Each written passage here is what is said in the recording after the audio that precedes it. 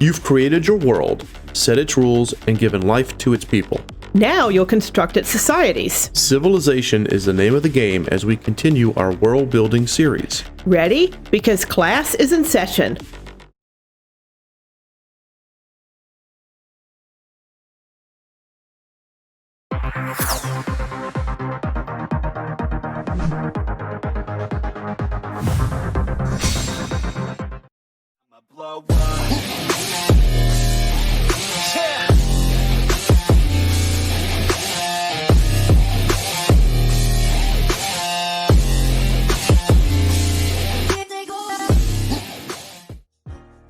Hello everyone, I'm Steel. And I'm Teal. And we're with Studio Blue. Thank you for joining us for our Creator Classroom. Tonight we're going to be doing another world building workshop, and our topic is your world's civilizations. So hello everyone on the stream, Ellen, anyone who is lurking, anyone who is watching, anyone who is catching us later on VOD. If you're watching us live, hey, click that follow button and consider subscribing. Hello, RPG Emma. Hello, Wrath of Wood. And if you are watching this VOD on YouTube, press that like button, hit subscribe, jingle the notification bell with all that love, and leave a comment. Let us know how we're doing. Teal, we have got ourselves a real wonderful doozy tonight, don't we? Yes, we do. All right. This is one of our world building workshops, so We're going to have a lot of good info for you guys. So what exactly are we going to learn today? What is the purpose, as they say, hold on, make sure it's going to work, of the presentation?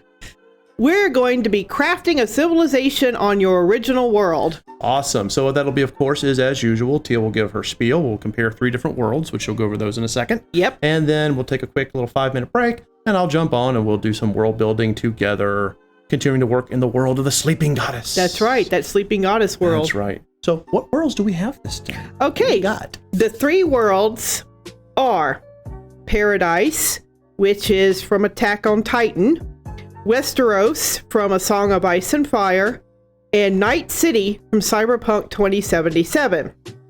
I picked these 3 worlds because 1, we haven't done them before. Right. 2, Paradise is a self-contained world. Right. Within a larger world. Right. So I wanted to focus on that. To me, it was a very interesting world within a world. So I wanted to focus on that one. And as you can see, Attack on Titan is an anime, Song of Ice and Fire is a book, and Night City is a video game. So we have got 3 different medias represented. You chose the Westeros from A Song of Ice and Fire. So even though we may show pictures from Game of Thrones, you may slightly deviate more on the lines of the books and less on the show, possibly. Yes, because I'm focusing more on the books and what world building was in the books rather than the TV series. Which, of course, the TV series follows the world building pretty closely for the most part. Yeah, especially in the beginning. Right. So we're good on that. Sweet.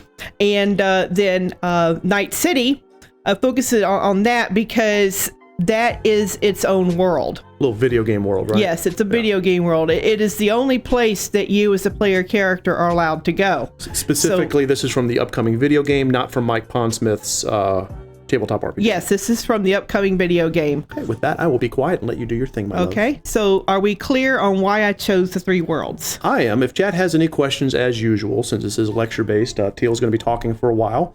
After she finishes a slide, I'll add any of my thoughts in.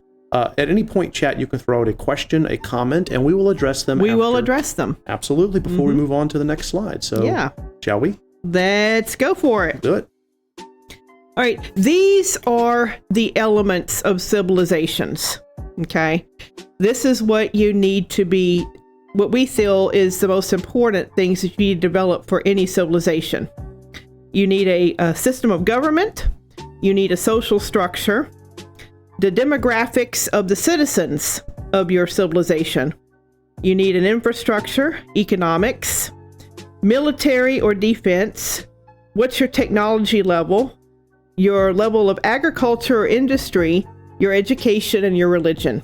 Of course, there's going to be more elements in this. There are more elements in this, but these are the 10 most common elements that you're going to find in any civilization, whether it's an anime, a TV show, book, movie, or video game. Following this will jumpstart you. You can go into the detailed minutia of how they view magic users, Oh, yeah. How they view, like whether there's racial issues or anything like that.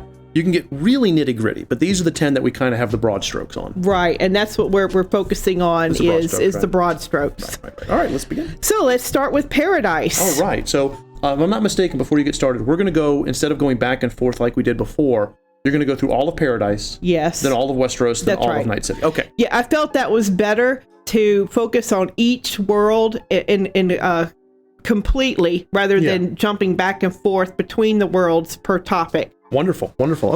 Okay. Paradise, the island nation. That is in Attack on Titan. Right. The government system of Paradise is a monarchy. A ruler from the royal family has absolute authority. The head of each noble family sits on the assembly and assists the ruler in crafting and implementing policy. The royal government's duty is to administrate the kingdom's politics, economy, military, and society.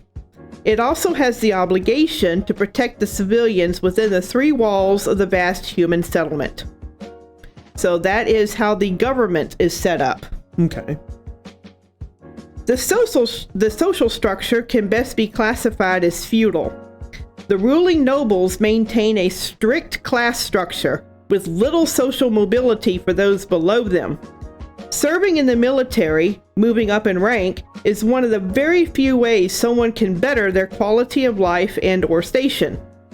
Because the kingdom is in a constant state of war with outside threats, the military has greater influence than they otherwise would. Wow. And the demographics. The demographics are almost completely homogeneous, with Eldians making up the majority of people on Paradise. However, a minority race exists, the Asians, who had migrated to Paradise with the Eldians during the Great Exodus from the mainland centuries before. Now, of course, if you haven't seen all of Attack on Titan, there will be spoilers. If you haven't seen all of Game of Thrones, there will be spoilers. So just keep that in mind, guys. I do want to mention this. First off, Ellen says her internet is funky. I would try refreshing your browser, see if that helps. I'm seeing that we have good stream health here, so it might be on your browser's end, or it might be your connection. But I'll let you know if that green/blue dips to yellow or red. The whole concept of the monarchy here is obviously traced back to the concept of Titans. Yes. And it is a true hereditary bloodline where only a member of the Reese family is able to sit on the throne. Now you have Historia showing right there when she ascends the throne.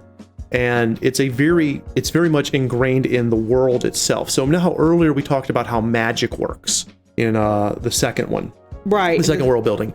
That would be a build off of. So you would build your world your world of Paradise, and you would build the magic as how Titans work, the science and the magic behind it, and how that created your Eldian race. And then from there, you would build your civilization. So now that you have this idea of how Eldians and Titans work, and that the great Titans like the Attack Titan and the Colossal Titan and all that, then you would titrate that down to the royal family. Yes. So genetics seem to play an important part. And you've already built that in your previous workshops, right? So then you take that idea and you've titrated it down into how will the civilization evolve based on this idea of genetics. Right. You've created your rules. Now you're laying those foundation on which those rules are necessary. Other way around. You've laid the foundation. Now you're building the house. Yes. Yes, we're all building, Earl. So you got to leave at 8. Got to be back at 8:30. That's awesome. We'll see you when you get back. We'll see you when you get back, Earl. Absolutely. We'll be here. Because after this stream, we're going to be doing the kind of countdown and ending of the Game Jams development part and beginning of the judging part. So make sure you're back for that. Absolutely. Ref says, spoil us, good sensei, we will. Now, Despair says, fun fact about feudalism, because its existence came up, existence? Thank you. Its collapsing in Sicily created the mafia. Yes, it did. The old families. Researching long-term cause and effects in the time period is hugely helpful. Yes. Yes, it is. Absolutely. All jokes aside about jumping world building here. Westeros built on the War of the Roses. Read that time period in history. It is fascinating. The War of the Roses, where the Tudors emerged. Read that. Okay. Anyway, let's jump on because I'm stuttering right now. Okay. So we've set up our government, our social structure, demographics. Let's move on to the next one. Right. Okay. let's talk about the infrastructure of paradise. Yep. The biggest feature of the infrastructure are the 3 walls. Yep. Humanity on paradise is protected by 3 concentric rings of walls. The outer wall, called Wall Maria, protects farmers, laborers, and peasants. The region is mostly mountainous terrain, lush forests, rolling hills, and small towns and villages. The middle wall, Wall Rose, protects tradesmen, merchants, and what we would call middle-class citizens. This region is mostly larger towns and cities, with some wilderness, but it is much more settled. The inner wall, called Walled Sena, protects the wealthy, nobles, and the royal family. This region is almost exclusively one large city with a highly dense urban population. The castle of the royal family is in the very center of the inner region. All 3 regions have some sort of underworld or criminal element, as well as a strong military presence. Each of the walls are built with titans inside them to aid at repelling the monsters. Yep. So that's a very interesting infrastructure for this civilization. It is, and as Earl says, Attack on Titan has great world building. It does, especially since up until the big reveal at the end of the 3rd season, I think. Mm-hmm. You literally think this is the only human civilization in the world. Right. They do such a great job of making you believe there is nothing outside those walls. Mm-hmm. And when you find out that's not only not the case, but you're literally in a living prison, it changes. It flips the whole thing on its head. And that's one of the beautiful things about the Attack on Titan world building. I mean, as you can see from that picture there too, that little diagram, you see there's little outcropping little lips. I can just get my little mouse here. Yeah, right here, there. this area here, and this area here. And those are miniature cities that exist for the garrison and other defenses. Right. So they're actually like your little outcrops, like your little parapets that actually create, humans come in through here, and then there's a civilization there, but then they can go deeper into the walls, all the way eventually getting to inside Wall Sena, where the royal castle and the Reese family is. That's right. So this is beautiful example of how you can use a simplistic structure, because that's very simple, to create a very tight, isolated world. Mm-hmm. Those little bubbles kind of act like Titan bait. Yes. Yeah, they do. That's literally their point. Yeah. And then having the beasts inside there. Yes, you got it. And as you can see, the infrastructure is also reflective of their feudal system of society. Yes. You have the quote unquote least important people in the outer region. Right. And as you get to closer and closer to the center, you have the more important people. Yeah. And of course, the nobles, who are the most important people of all in the feudal structure, they're in the very center. Yeah. So this civilization, this world building is very tight. It's very tightly done. By the way, this is not to scale. So if you've never actually watched Attack on Titan, this is not remotely to scale. The segments between these walls, especially, and these to some extent, but this is massive. This is hundreds of miles. This is entire wildernesses with mountains. Sasha's family, the potato girl, lives in this area. And this is where I think like Eren and Arman and Mikasa started in this area here, which is a massive freaking city. Yes, and then there's the church, which we'll get to that. Yeah, we'll get to that in religion. Yeah. Absolutely, yes. The church does figure prominently in religion. Oh, yeah. So let us continue. Let's continue. All right. Let's get to the economy. Yep. The economy of paradise is a market economy, with the wealthy nobles and business owners running all commerce. Can you quickly explain what a market economy is? It is one that's driven by a supply and demand. Got it. Okay, please continue. Trade takes place both within and among the 3 regions, with the majority of goods imported to the inner region to give an easy life to the elite. So you can imagine the 3 walls and arrows funneling from the outer to the middle to the inner. Yes. The military is split into 3 branches and is constructed solely around the idea of protecting humanity from the Titans. None of the military are actually trained to fight against human armies. The first branch is the military police, who are comprised of the top 10% of academy graduates. Their main job is the protection of those within the inner region, especially the royal family. The garrison regiment functions as a defense force, protecting the walls and their inhabitants from attacks by the Titans. The last branch is the Survey Corps. Their main job is to go outside the walls to recover lost artifacts or people, track Titan activity, and regain lost territory when applicable. Fun note, Teal has a Survey Corps jacket, so she's a member. The technology of Paradise is roughly Victorian steampunk, with an emphasis on the pre-industrial age. Horses are the main mode of transportation, and intricate clockworks exist. Photography does not exist, but gas compression does, as evidenced by the vertical maneuvering equipment used by the military. A lot of work is put in the technology and the military in the world building of this world because it's where the main action is. Your main characters, as shown here, are members of the Survey Corps.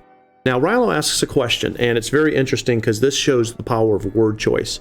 Rilo says there are types of economies that don't function off of supply and demand. I thought supply and demand was the basis for all economics. She said is driven. And if she didn't say driven and said function, then we need to correct her. It's driven by supply and demand.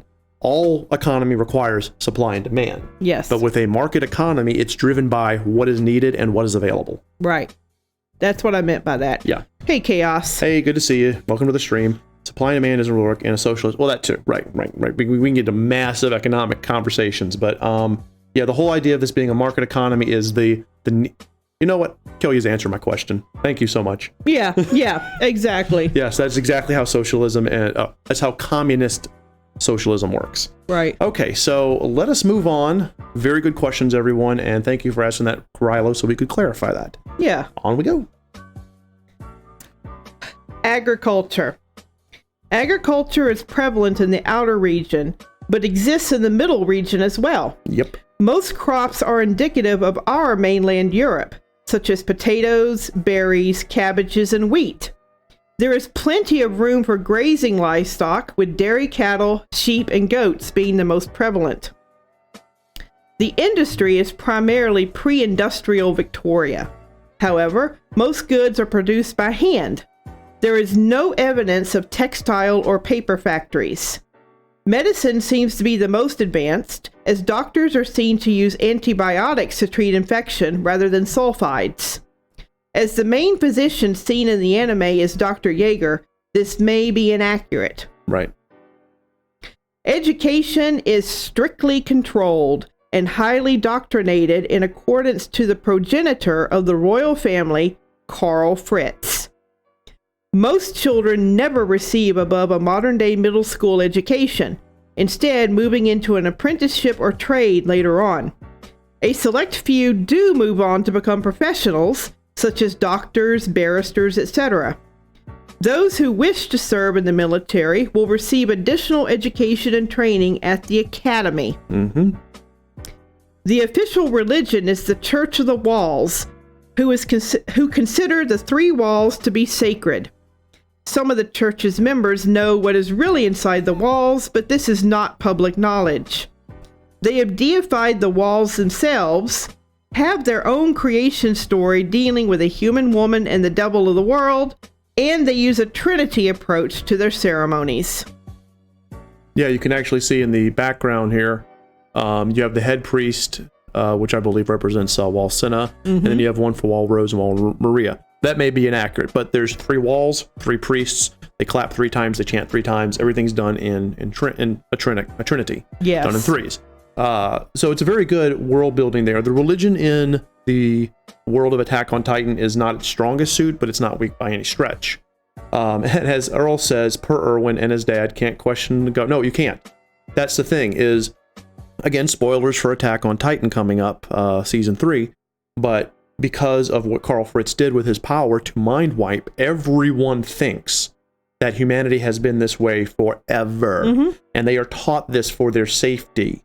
Very much heavy amounts of government control. So we lost viewers the moment I said Attack on Titan spoilers. I love it. That's good. Hey, if you don't like spoilers, don't be here. But seriously, it is. It's all mind control. It's all thought control. And the indoctrination goes all the way into the education. Just when Jaeger shows up, and Jaeger is immune to the mind wipe because he has, I believe, the attack Titan in him. You know, and then you have the people who are immune to the mind wipe because they're not Eldian. So, you know, the whole thing does eventually come apart, but I think it was, what, 100 years? As opposed to the hundreds of years. Yeah. Oh, that's fine, Rilo. Yeah, we don't like, we like to give spoiler warnings. But yes. So I want to tie all this together, okay? So we've been talking about a feudal, a monarchy, a feudalistic structure where the king's in charge, the nobles run everything. Right. So they have their hand in agriculture, taking all the best stuff and moving it to themselves, leaving the peasants and farmers on the outermost region, so they get attacked first. You've got industry that's controlled, education strictly controlled. You don't want to let the masses get educated because they might overthrow the nobles. There you go. So we've got a lot of that theme going through the civilization of this world. Right.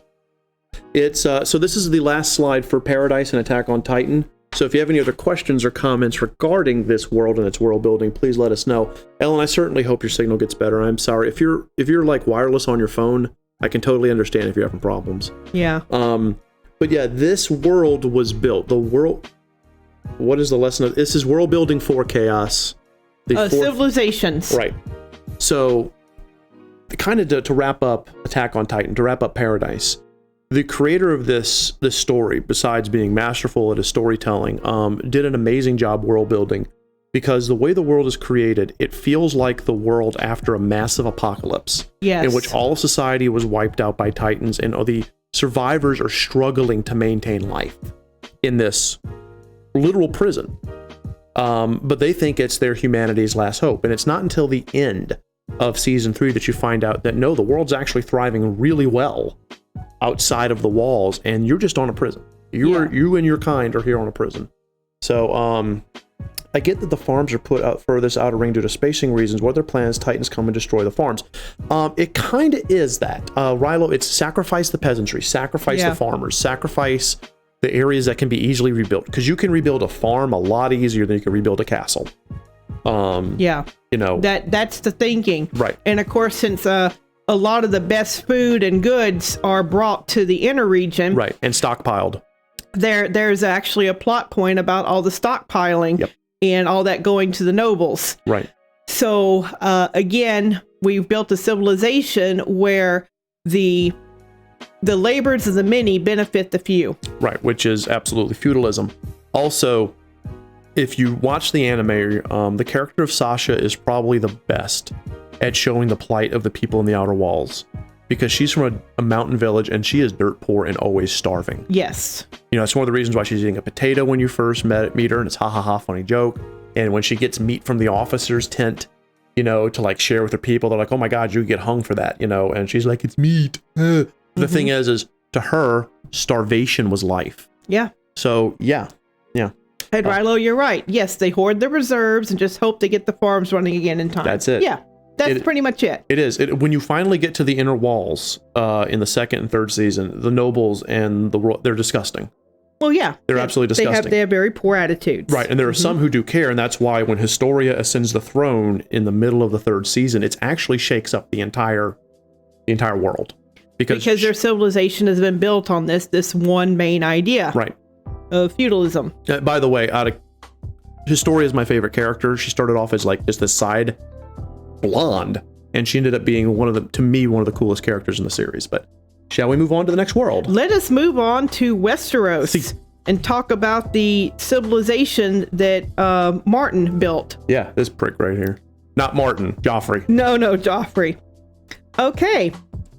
The government system of Westeros is patterned after the feudal system of Western Europe during the Middle Ages, specifically during the period of the War of the Roses. The 7 kingdoms are actually 7 fiefdoms that pledge their allegiance to whoever sits on the Iron Throne, located in the city of King's Landing in the Crown Lands. The rulers of the other 6 kingdoms have different titles depending upon the region, such as the King of the North, the Prince of Dorne, the Lady of Highgarden, etc. Aside from the Crown Lands, each of the kingdoms is run however their ruler wishes, with absolute power. Yep. Furthermore, each kingdom is subdivided into their own regions, such as Casterly Rock being a part of the Westerlands. The rulers of each of those regions swear allegiance to the ruler of their overall kingdom. See when you get back here, yeah. Because of this structure of governance, rulers of the regions can often prioritize loyalty to the rulers of their individual kingdom over their oath to the Iron Throne. This creates political tension and destructive intrigue. This is so important because the entire concept of A Song on Ice and Fire, other than literally being the hidden spine of the War of the Roses, is the fact that these bannermen, these lords, don't necessarily have to pay homage to the Iron Throne. No, they don't. And this is very different, juxtaposed to Paradise and Attack on Titan, where the nobles, for the most part, will back House Rice. Yes. House Reese. It's very different. So this is pure fiefdoms right now. Pure 100%. That's right. So, kind of reread that last paragraph. Let's really look at that. Because of this structure of governance, rulers of the regions can often prioritize loyalty to the rulers of their individual kingdom over their oath to the Iron Throne. This creates political tension and destructive intrigue. So, in Westeros, in this world building, Martin decided that while the person who sits on the Iron Throne is the king or queen of Westeros, the different kingdoms, the different 7 of the 7 kingdoms, each one of them have their people in charge, and the people directly underneath them pledge loyalty to the people of that kingdom, and then to the Iron Throne. And then to the Iron Throne. Almost like a multi-level marketing. Yeah. But in doing so, it creates a conflict of interest, as shown when the War of Five Kings begins. Yes. When Robb Stark rebels against Joffrey after the murder of Ned, spoiler alert, I don't think you can spoil that anymore. You can't spoil that. All the people of the North, most of them, if not all of them, flood to Robb's side. And he is his bannerman. They call him King of the North, the true King of the North. Yeah. So they don't have homage, they don't pay homage to the Iron Throne because they view that Joffrey did an unjust thing having Ned executed. Right. And that rage allows them to say that their oath to Robb superseded their oath to Joffrey. Right. That's totally different than Attack on Titan. Very different. And in this, you have set up political intrigue. That is intrigue, betrayal, murder, seduction. This defaults to that. In the Attack on Titan world, to kind of jump back for a second, that's not really there. No, it's not. There is some intrigue, but it's the exception, not the rule. Right. Here it's the rule. All right. So very important. And you can see that the crafting of the civilization influences the story and vice versa. Hey, wow. Thank you for the sub. 7 months? Woo! BG. 7 months. My God. Thank you.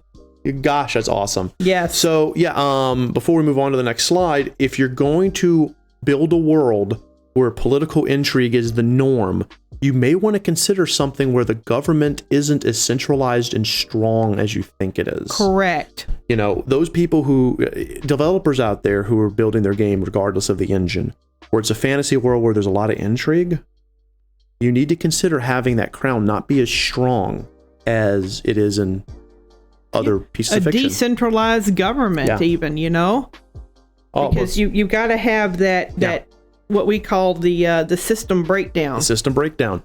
When a system is strong, a system of government is strong, the revolutionaries are outliers. Yeah. When the system is weak, the revolutionaries are front and center. All right, let's move on. BG, okay. If you're going to bed, it's good to see you, man. So you hope to see you again soon. Okay, let's talk about the social structure. Society is split into 2 classes, commoners and nobility. Commoners live under the absolute authority of their ruling nobles and are not restricted to one location. This deviates from feudal systems in our world, where commoners were mostly serfs, unable to leave the land. By having the commoners more like peasants, the characters can move around from place to place. Nobility is hereditary. Most people can only obtain certain professions, such as maesters and knights, if they are of noble blood. Without exception, both men and women can rule anything from a small territory to the Iron Throne. Arranged marriages are commonplace for both political and financial gain. The sex industry is very strong in Westeros and is mostly voluntary. Men and women can serve as sex workers, from street prostitutes to courtesans in the royal court. This is in keeping with the very relaxed attitude towards sex in Westeros. Bastards have very little choice socially, especially if they are commoners, often forced to work whatever trade comes their way. Each bastard takes a last name indicative of the kingdom in which they were born, such as Snow for the North and Flowers for Highgarden. This high level of structure for bastardy allows people to be easily identified. Bastards can be recognized by the heads of their family, changing their last name to the family and allowing them to inherit property and title. Like, for example, when Ramsay Snow is recognized by his father, Rhys Bolton, and becomes Ramsay Bolton. Yes. So interesting. So first off, Chaos, I don't know what you mean by like Pokemon Dungeon. Maybe explain that a little bit. There's a couple of things that I need to comment on. First off, for a world that heavily exploits females, treating them like chattel, as not as much the books as the TV show, because the TV show is all about death and boobies. But women have a significant amount of power here. Yeah. So it's kind of an unusual and very sometimes it's a very divorced dichotomy where you feel a little separated from it. Women are treated like sex objects. They literally can be called CUNTs. I mean, literally. They can be called pieces of ass. But they're also, you know, like the Lady of Highgarden. No one's going to mess with that woman. That Oleander. She is like invulnerable. She kills herself. Yeah, Oleana, yes. Oleana kills herself because she's that awesome. Sansa, who actually is one of the weakest characters and becomes the strongest, female-wise. Daenerys. Yeah, Daenerys. Targaryen. So it's kind of a strange dichotomy where if a woman has the ability to back it up either with political might or military might, like Brienne of Toth, they're not objectified other than you effing cunt, you know, I'm going to kill you, that kind of thing. If they don't have the power to back up their strength, whether it be militarily, politically, etc., then they are exploited. Yes. So it's a very, like, it is a super strange, like King Henry had his 6 wives. Yeah, I mean, yeah, it's weird. It's rather strange. Like Steele was saying, women are chattel until they rise and achieve a certain level of power. Right. And then they're not chattel anymore. They're calling the shots. And then you don't mess with them. Right. Like, nobody messes with Sansa at the end of Game of Thrones. So we're talking about the TV show for a second. Hey, right. Awesome. Thank you so much, Valborn. 2 months. Wow. Woohoo! Oh, that's so cool. As always, good stream. Thumbs oh, yeah. It named out what the thumbs up was. That's hilarious. That's funny. So yeah, it's like nobody messes with the Sansa at the end of the TV show. Nobody messes with Cersei when she attends. When she ascends the Iron Throne, no one messes with her. And literally everyone runs from Daenerys Targaryen. Yeah. So it's like Teal says, when a woman achieves a certain level of power, suddenly do not fuck with that. Right. It will tear you up. So it's weird, but it works. So, right. Shall we move on? Yes, and I just wanted to point out that because it's such a strict social structure, I mean, everything is put, is codified. Right. Even the bastardy, everything is codified down to the bastard's name. Yeah. So they're very, very strict about this. They are very strict about it, and it shows a level of structure that if this wasn't a book series, I would think is unrealistic. Yeah. But because it's a book series, I'm able to buy into it. There's that certain little bit where I'm saying, okay, it's a book, I can work with that. Because that whole thing with the 7 different names for bastards, that's unusual. But anyway, let's move on. All right, so let's talk about the demographics, the infrastructure, and the economics of Westeros. Yep. The demographics of Westeros are primarily human, with a heavy slant toward Caucasian. Most of the darker-skinned people are in Dorne, their ancestors having migrated north from the Summer Islands. North of the Wall, you will find wildlings, also called the Free Folk, who are nomadic tribal humans. Also, you will find giants, children of the forest, also known as the Fae Folk, and the Others, referred to in the TV series as the White Walkers. Right. The infrastructure of Westeros is very Middle Ages Western Europe, with poor hygiene, little running water outside of pumps for fountains, and dirt roads outside of large cities. Long-distance communication is done by ravens. Beyond all this, there is very little infrastructure. However, the architectural structures are advanced masonry that one would find in the Renaissance or beyond.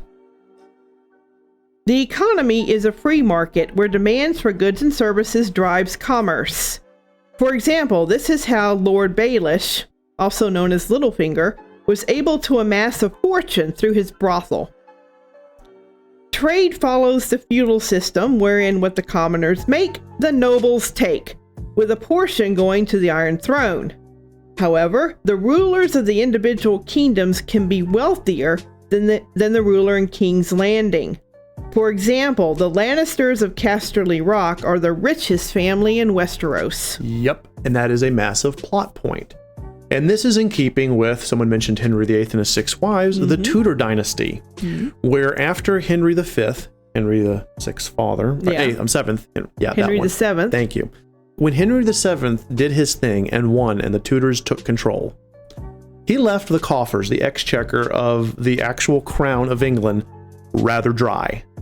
And a lot of Henry VIII's life was trying to, at least the earlier life, was trying to fill that exchequer. Yeah. Because wars are expensive. Oh, are they ever? And that is the biggest reason why the Lannisters win most of the battles in A Song of Ice and Fire, as well as the TV show Game of Thrones.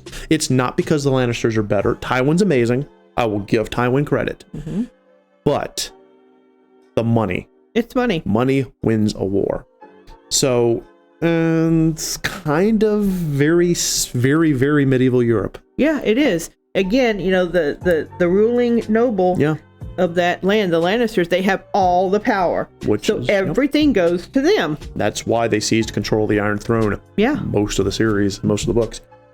Quick note here on the infrastructure. When we get to technology, we'll kind of tie the bow on this. But there's some things that exist technologically in A Song of Ice and Fire / A Game of Thrones that would not exist in medieval Europe. Correct. So you kind of have to have a suspension of disbelief on infrastructure and technology when it comes to big things like the maesters, towers, the wall, etc. But they explain it because when you go to Essos, Essos is massively better as far as infrastructure and technology goes. Right. So we're not talking about Essos, we're talking about Westeros. But Martin gave himself an out. There's a more technologically advanced continent to the east. You got to, and Rilo says you got to supply all the resources to feed and supply your armies. And even then you have to have good morale among soldiers to win, none of which is cheap by any means. Correct. 100%. Yeah. 100%. That's why the Lannisters kick ass so much in that story. Because of the money. Because of the money. So you can see how even the demographics tie into the structure of Westeros. Right. Because it is mostly human. Mostly human. North of the Wall, the rules change. Yeah. With the wildlings, the giants, the Fae Folk, the Others / White Walkers. Yeah. And in the books, it's a little bit more ambiguous as to what all that is about. So it's still just a different world up there. Yeah. In the frozen north. All right, moving on. Let's move on to the next set of points. Okay, we're going to look at military and defense and technology. Each kingdom has its own standing army that the ruler gathers when necessary through oaths from bannermen. Hey, Reverie, welcome to the stream. Otherwise, the defense of that kingdom's capital, such as Winterfell in the north, is handled by local guards. When necessary, mercenaries can be used to fill out the ranks. There are no citizen militias, save for the Brothers Without Banners. The Iron Throne can request that a kingdom fulfill their oath to provide military service to the crown, However, there is no way to enforce that other than military might. The city of King's Landing is protected by a company of highly trained soldiers called the King's Guard. The greatest defensive structure in all of Westeros is the Wall in the north, a 700-foot tall structure of ice and rock that separates civilization from the wilds. It is manned by the Night's Watch, a group of bastards, misfits, and conscripts who swear to a celibate lifestyle and a life of compulsory service. While most of the technology in Westeros is similar to our Western Europe of the Middle Ages, certain parts leap up to the Renaissance and beyond. This is best demonstrated with the tech found at the Wall and the architecture of buildings like the Great Sept of Baelor, the Red Keep, and the Citadel. There is also evidence of older, lost technology such as wildfire, which is essentially Greek fire. Yep. So again, there's, everything is a certain way until the story requires it to be another way. And Martin does a good job of at least holding those cards pretty close. For most of the time, you are living in a world that is very medieval, Middle Ages Europe. However, at times you dip into that Renaissance level technology because he wouldn't be able to tell a story otherwise. The Battle of Blackwater would not have been nearly as interesting if green flaming wildfire wasn't being thrown at the boats, Stannis's boats. These things are necessary, and you as the world builder are allowed to bend those rules. You can say, hey, most of my world is medieval Europe, except for in these ways that the technology has advanced, or the infrastructure has advanced, or whatever has advanced, as long as you provide a reason. So in Martin's reasoning, it's because of the technology of Essos. Yeah. And the people of Essos developed it quicker than the people of Westeros, and then some of it started bleeding over. As long as you provide a written way, either in your narrative or it comes out through environmental world building or something, the player's not going to think you're randomly putting a thing in because it looks cool. You can go one step further than that.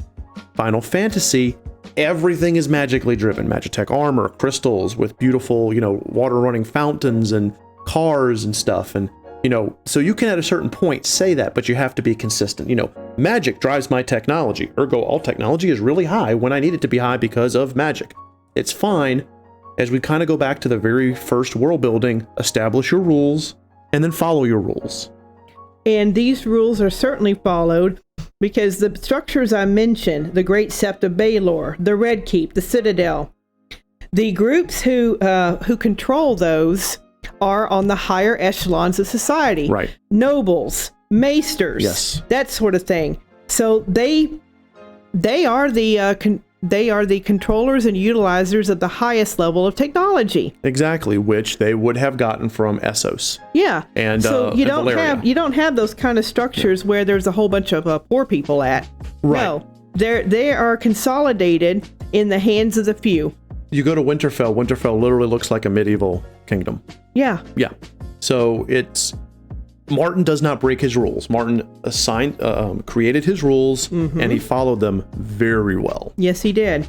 Right. Moving on. Let us move on. Yep.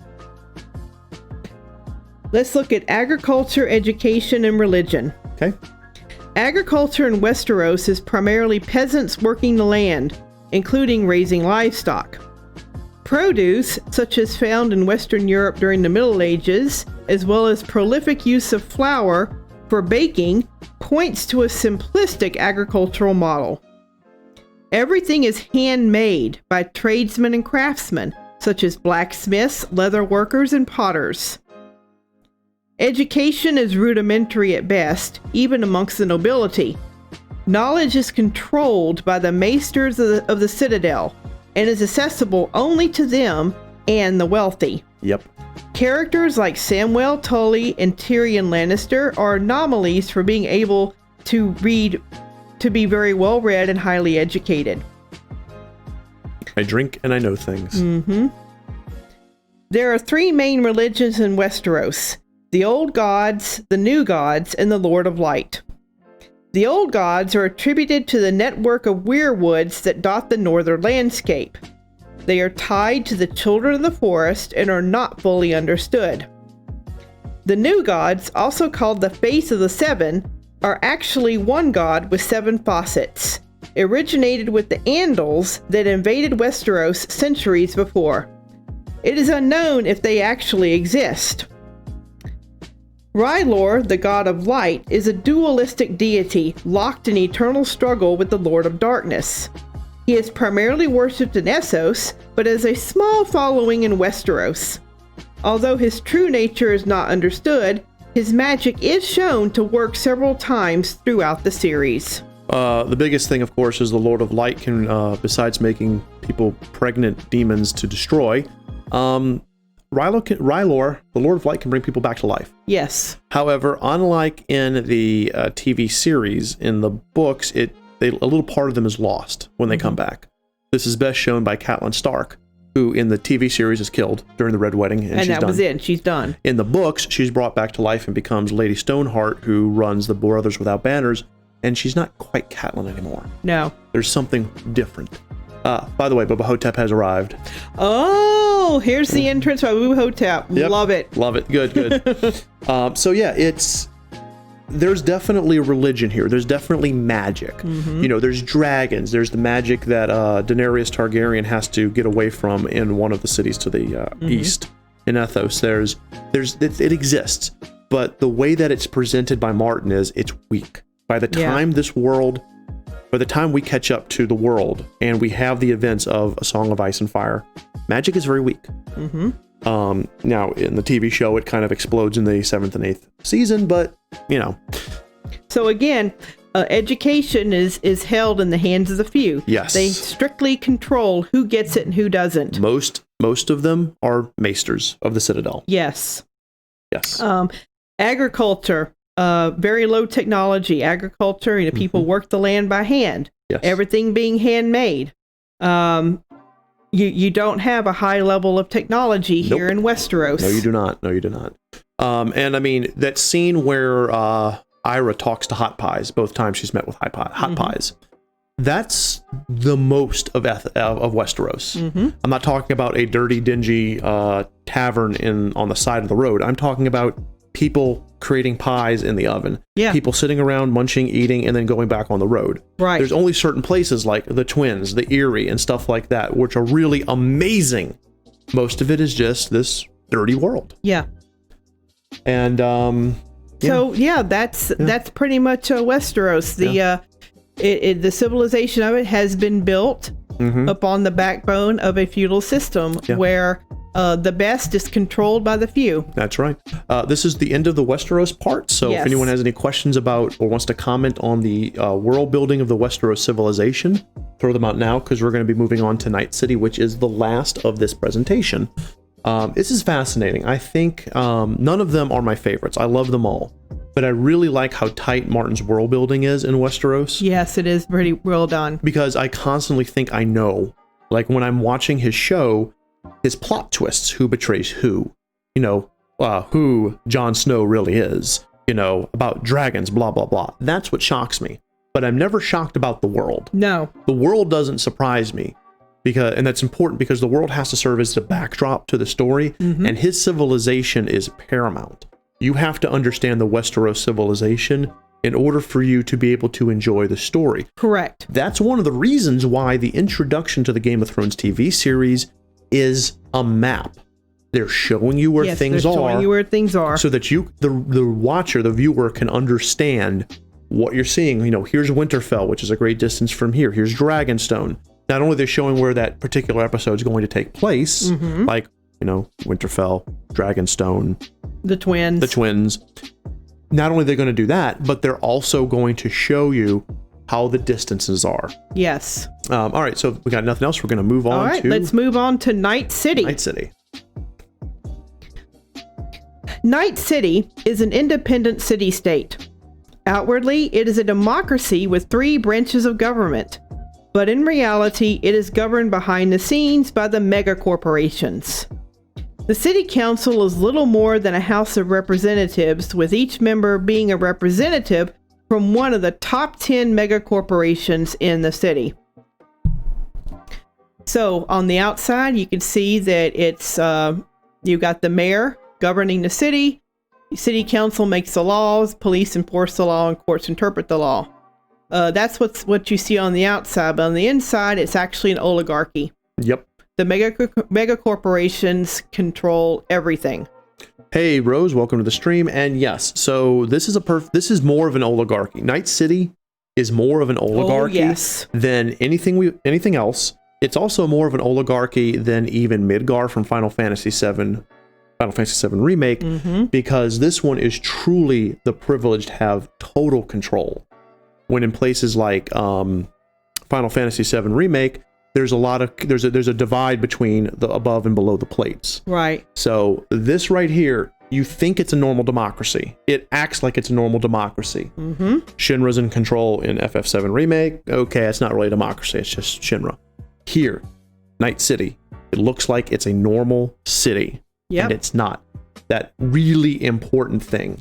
That right there sets the tone for the entire story. Exactly, because the mega corporations are the ones who choose the council members. Yep. That is 100% the definition of an oligarchy, which is a government run by the privileged few. That's right. So this is all like all that stuff here with democracy on the outside. This is all BS. That's false. That's absolute lies.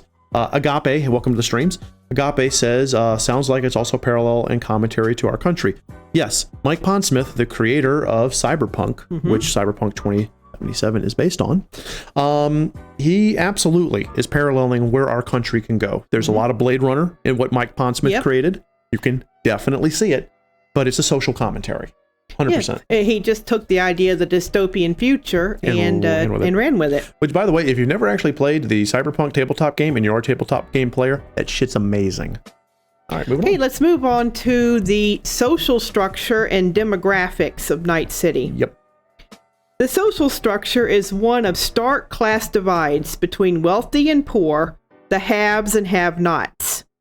There are social as well as economic barriers to upward mobility, and it is far easier to fall than to rise. Further, people are defined by their occupation. A solo may become fabulously wealthy and relocate to Westbrook, but will never be truly accepted by their elite neighbors. What you are and where you live matters. The homeless are left to fend for themselves for the most part. Social services exist, but these fall far short of what is needed to get people off the streets. Gangs have their own hierarchies and fight for dominance in any given district and or sector. Yep. Humans of all ethnicities can be found in Night City. Various ethnic groups will predominate in specific districts, such as people of Chinese descent in Watson. The city is considered highly multicultural and LGBTQ friendly. Yep. So again, you've got this driving force of the few controlling the many. That's right. And it is very, very hard to become one of the few. It really is. You either have to be born into it or you have to luck the F out majorly. And that is a massive thing. They make it harder to move in Night City than it is in pretty much anything else we've covered. Yeah. Because they're very set on that oligarchy mindset. Also, the demographics, ethnicities, cultures, sexualities, all of that is very fluid and very accepted. Yes. There is no anti, one color, one race. There is no anti one particular culture or religion. There's no anti against, one sexuality. That doesn't exist in Night City. No. Instead, it's turned into your social status of what you do, how much money you have, where you live, and to some extent what your cybernetics are. Right. So that's what matters. And by Mike Pondsmith, by the creators, by CD Projekt Red removing that stuff that we have in our society, they can focus on the haves and the have-nots, which is the main social commentary. That is the main social commentary of Cyberpunk. Shall we move on? Yeah, let's move on. Let's take a look at the infrastructure of Night City. The infrastructure, of course, is part of what drives the social and economics of the city.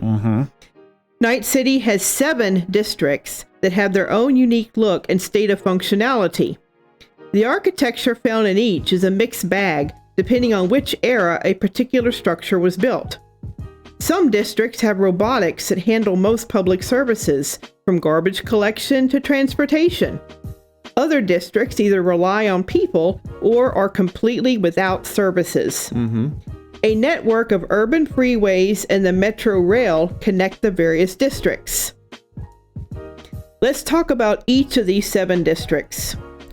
City Center. This is the commercial hub.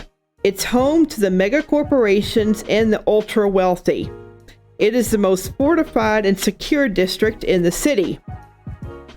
Watson is a glitzy yet dangerous urban jungle. It's the meeting point of money and organized crime. It features mega buildings that have entire societies stuffed inside a skyscraper. These are self-sustaining micro-communities that can operate apart from the rest of the city. Westbrook is home to wealthy elites, celebrities, and high-ranking corporates. It is beautiful, safe, and features expensive food and entertainment venues. Haywood is split into 2 parts. It is suburban in the north, featuring lush parks and modern skyscrapers, home to mid-wage workers and corporate rank and file. And it is the slum in the south, where poor residents live and street gangs are moving in. Pacifica is a gang-infested slum. It was a planned tourist spot that is now unfinished and abandoned. It's overrun by gangs and violence, and the police refuse to patrol there. Santo Domingo is the gritty industrial sector. Factories, refineries, and power plants that generate power to the entire city can be found here. Yeah. You have working class residents in mega buildings or in self-sufficient neighborhoods featuring dozens of identical houses. Lastly, you have the Badlands. This is the hostile, barren wasteland outside of the actual Night City. Here you'll find scavengers and warring nomadic tribes. And I mean, obviously, Teal went through all of that for a reason. Because first off, it shows, you see it's a pattern here. Safest places for the people who have the money and the status. Yep. Since there's no nobility like there is in Westeros and Paradise, that's the haves who are the nobility. They're the ones that have all the money. They're the ones that have all the protection, all the good stuff. Everyone else gets the crap. I mean, it'd be the same in anything dystopian cyberpunky. It would be that way in Battle Angel Alita's Typhoeras versus the Scrapyard. That's right. It's that way in Blade Runner, the upper level. Judge Dredd, same thing. It's all the same. Yeah. It's all the same.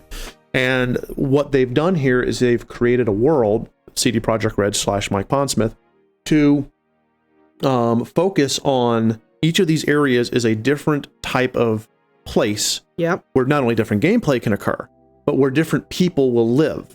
The action starts in it's the glitzy place with the big buildings. Watson. That's where the action starts in Watson. And those buildings are their own little mini cities. And then it branches out from there. So from a world building standpoint, Rose, by the way, said this one will help with the manga and a game they're making, which is awesome. That's good. So Watson is where the player character, I believe, starts. Yes. V starts there. And then the bubble just starts to expand until the whole city is there.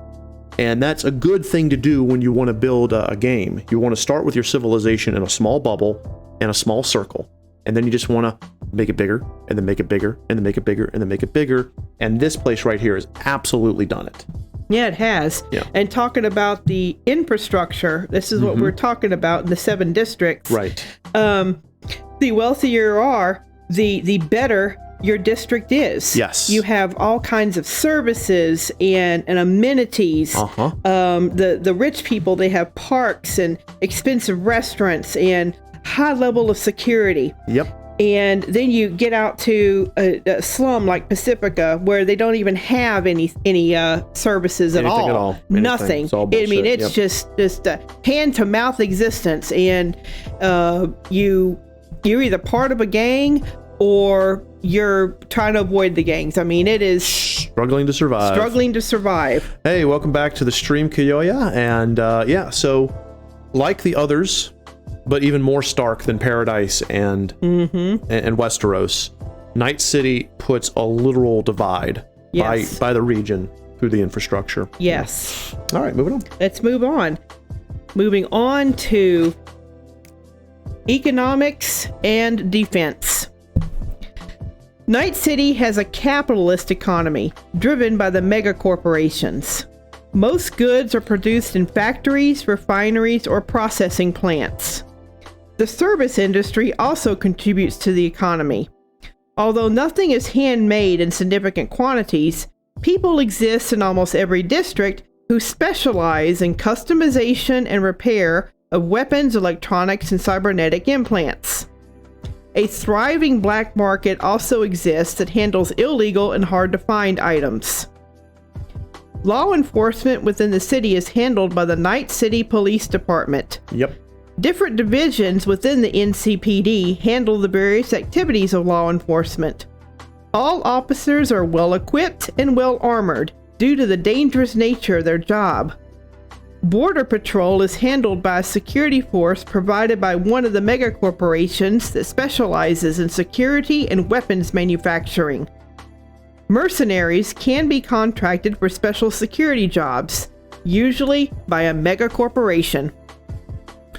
So, the people with the money run the city. Yes, they do. The government's a farce. Yeah. The concept of a mayor and a city council, it's all farcical. It's the mega corporations that run everything. That's how Night City is built. Yeah. And those mercenaries, of which you play one in the video game, they're there to supplement a force that already exists. Yes. And understand that, a lot like the banners, the lords in Westeros, these security forces like the NCPD and the Border Patrol are loyal to the people that pay them. Yes. Yes, they are. They're not loyal to the ideal of Night City. No. And that's a major, that creates that source of conflict. That's why you can have different companies attacking each other. Yeah. If literal corporate warfare is literally corporate warfare in Night City. Now, obviously, we don't know where the game's going to go, but that's how Cyberpunk, the tabletop RPG, is, so we can only safely assume that's how the game's going to go. Yeah.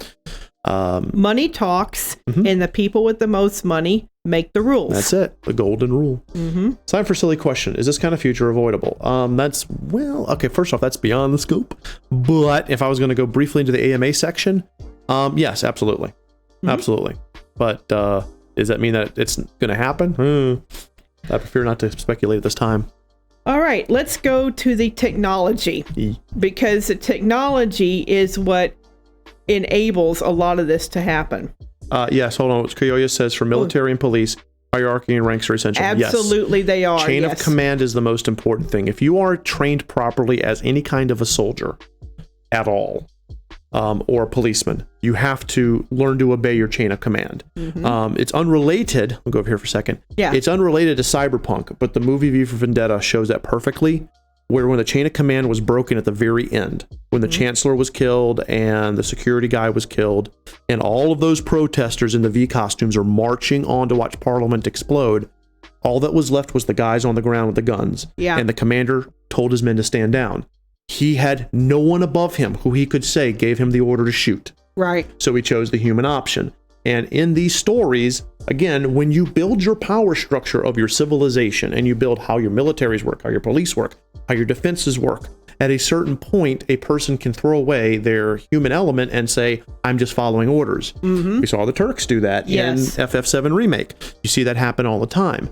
But there comes a part where if that chain breaks and that hierarchy that Kyoya is talking about breaks, then you have to introduce the human element of, do I pull this trigger and kill this person or not? Because I can no longer say someone told me to. Rose says, in the manga game I am doing, I have characters part of a rebellion. Does this work for this stuff too? Absolutely. Oh, yeah. Absolutely. Because your rebellion is the antithesis of your government. That's that whole thesis. We've talked about it in story arcs and character gen before. Thesis, antithesis, synthesis. The thesis is your established government. The antithesis is the rebellion trying to overthrow it, because the two viewpoints are antithetical. They can't coexist. Right. And then the synthesis is the result of that. So what you want to do, Kyoya, Rose, for your story is create your government structure. And then actually create that civilization structure, create your rebels as the antithesis. Their goal is the opposite. Even if they're the good guys, their goal is still the opposite of that government. Whether that means that the head of your government is corrupt and they want to overthrow them, whether it means that the government itself absorbs too many necessary resources and they want to free those resources. Yeah. You create that antithetical relationship, and your story will absolutely kick off. Archeia says, a lot of RPG Maker games I've noticed that follow militaries often ignore the chain of command. Yes. Yeah, they do. Like a main character is above it all the time, and the commander's like, you just little rascal. Yes. Yes, they do that. You want one of the best examples of military corporal punishment ripped up to the nth level in a work of fiction. Watch the first Starship Troopers. Yeah. When Rico screws up the helmet during the live exercise and that guy gets killed, he gets flogged. Yes, he does. Public flogging. Public flogging. There wasn't no, you little rascal, you're the main character, and we know you hate those bugs because they, but that's okay. No, he got flogged. Yes, he did. And Archeia brings up a great point. And for anyone out there who is a dev, especially if you're, just starting out, an amateur dev, and you're just starting out, remember, chain of command in military, police, any organized unit is necessary. If that chain of command breaks down, then the soldiers on their own, and if you disobey that chain of command, your ass is in trouble. That's right. So yeah, follow that. Okay. Right, moving on. Let's move on to technology. Yeah. The technology level of Night City is comparable to our real-world capabilities. Electronic gadgets are everywhere, even in the slums. Wearable tech is commonplace. Even cyber enhancements are available if one can afford them. However, cyberspace is vastly different from what we know. First, you have to log in via a device resembling a VR headset and use your own body as a CPU. Hence why people use the internet in bathtubs to keep cool, lest they get fried, literally. The internet itself is a vast digital wasteland with safe zones and unsafe zones. Corporations and the military control access to most zones, and most people don't go into cyberspace. Interesting little side bit here. In the Cyberpunk tabletop RPG, cyberspace is like Skyrim. It's like a fantasy world with where your viruses and antiviruses are magic spells. It's pretty freaking cool, actually. Being a netrunner in that game is amazing. But with the exception of the cybernetic implants, the technology of Night City is not too different from ours. You could say that we'll hit that level of tech within the next 20, 30 years. Yeah. We're already seeing cybernetics. Right. So it's kind of nice, unlike the others that are way beyond us. Here, cyberspace aside, we can actually see this as a possibility. This creates a different realm of possibilities. Information is immediately accessible. Unlike in Westeros, where you have to talk to somebody through a raven, you can just hold up your phone and get your comm. So when you create a world that has a level of technology like Night City, you want to make sure you have your story revolve around it, and work with it and be homogenous, not try to fight against it and break those rules. Don't break the rules. In horror movies, what happens? The first thing that happens when the dupes go into the bad guy zone, cell phone don't work. Yeah. That wouldn't fly in Night City unless if that happened, they'd be like, my signal's being jammed. Let's find out where the jam is coming from by my anti-jamming equipment and shut that shit down so I can get my signal out. Not derp, my phone doesn't work. And also, please note that it is the mega corporations that control the gates. Right.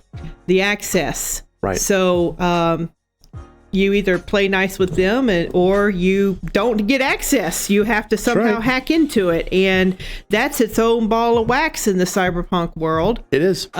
Because hacking is considered a crime. The corporations have said so. Yes. And when those corporations put up a thing that stops you and you need a netrunner / hacker, suddenly you've kind of changed how the technology works. You have that black tech from the black market. This used to be this corporation's piece of equipment, but now it's been hacked and it's no longer under their control. They can't remotely shut it down, so it's mine. However, if I get caught with this thing that's uniquely mine and not tied to the mega corporations, they could get me for hacking it. Yes. Even if I'm not the one who hacked it. So again, the technology is controlled by your mega corporations. Exactly. Rose, I've read the book, but I haven't watched the movie. So yeah, I mean, similar to that idea. Yeah. If the book and the movie are similar enough. My cell phone doesn't work. Guess I'm in a horror game. Yeah. And Koya says, any sufficiently advanced technology is indistinguishable from magic. Yes, it is. Mm-hmm. Yep. So again, you've got a physical barrier to technology, having to get in a bathtub. Right. And a virtual barrier, the gates. Yes, that's it. Okay, let's take a look at agriculture, industry, education, and religion of Night City. Agriculture and raising livestock is non-existent in and around Night City. These are grown elsewhere and imported to Night City for processing and or refining into the food sold to its denizens. Industry thrives, though, in the form of factories, refineries, and power plants, with no shortage of workers to run them. Schools are not mentioned in Night City lore, but it is to be assumed that most people have at least some high school level of education. Yep. The higher on the socioeconomic ladder you are, the more likely you have received a college education. Religion is not mentioned at all, nor are any places of worship on the maps of Night City, so it's assumed people are generally not religious or follow any particular faith. Being a multicultural city, a system of belief may be followed on an individual basis, but there does not seem to be an organized system of worship. Right. They're not going to say that the people in Night City are all atheists. They're just, it's not a plot point to them. At least not with what we know from the video game, and certainly not in the Cyberpunk tabletop RPG. They don't focus on that. So again, having a lack of organized religion gives a lot of power back to the mega corporations. Right, because whenever you have an organized religion, regardless of its doctrine, you immediately have a power, a source of power. A source of power. The sept, the high sept in Westeros was very powerful because people put stock in the new gods. The Church of the Walls. Church of the Walls. Paradise is very powerful because people put stock in that. As you, as a game designer, as a world builder, as a writer, have to take that into account. If you have a religion in the world, unless your people are, by their very nature, not going to be afraid of death, don't need an afterlife, don't need that kind of psychological comfort that comes with a religious doctrine or a belief system, then unless that's the case, your religions are going to be powerful. Your religious organizations, they're going to be powerful. Simply because if a person is more afraid about what happens to them after they die than they are afraid of actually dying, they're going to give more stock and more power to whatever preaches the belief that they're comfortable with. Which we see that in our world all the time. So yeah, it's rough. Now, going off of education, same thing. The exact same thing. Yeah. If you have the money, you can get educated. If you don't, too bad. And that is absolutely 100% like all the worlds we've done in this presentation. That's Paradise, that's Westeros, that's Night City. You see a theme here. If you have money, you get to learn. If you don't have money, you don't get to learn. Yeah. You know, and then the agriculture and the industry is very similar to Paradise. It just goes from a place and feeds people. Just the people who are the have-nots get the processed shit. They're the ones that have to kind of make it. With the gruel.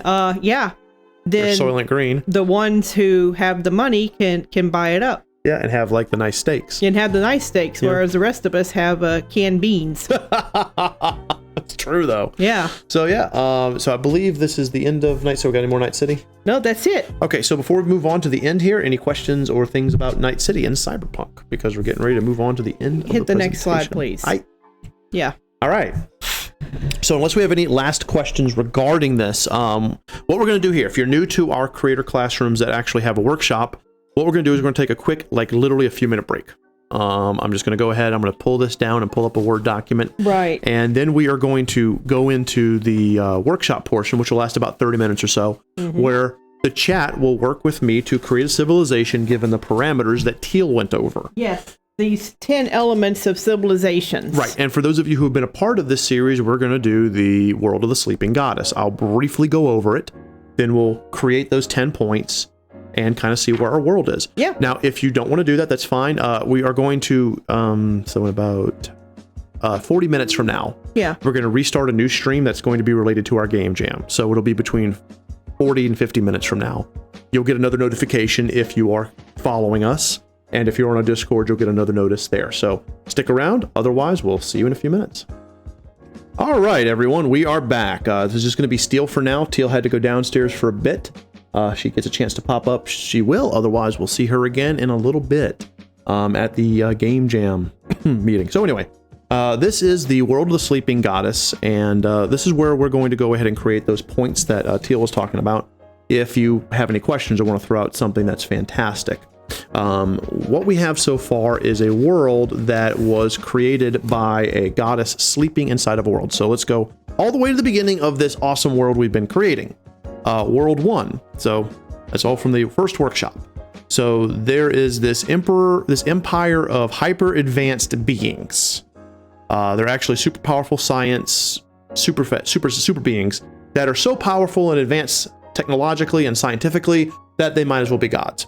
The leader of these beings, which we call the Emperor Deity, was killed, and their world is ripped asunder, and his heir, his daughter, was trapped in this world. So what you basically have is, and I'm just recapping for those who are new to this, the Sleeping Goddess's world was created when her society basically suffered a coup, and her father was killed.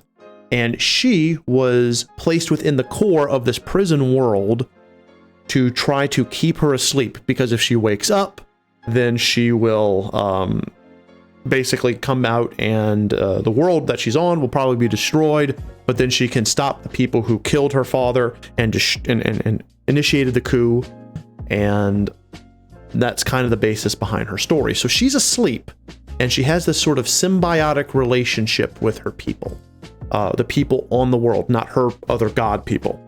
And these people kind of, their dreams and their feelings and their energy feed her, and her energy seeping out creates magic. And they have these little places where the energy kind of comes out in these little vents. So again, I can go back and reference these as much as possible, but what I want to do is kind of start and build a civilization. So we're going to build one that is on the surface. So we had a fantastic world build last time where we created a race of creatures that fall asleep, and their sleeping actually creates their first dream, and their first dream is their passage into adulthood. And that was a really amazing thing everyone created. But for this one, I want to create something on the surface instead of the underground for a change of pace. So this is, the way this will work out is, let me get that situated. There we go. I can see that. You all can throw ideas at any time. You all can also be quiet and watch me just world build for the next 30 minutes.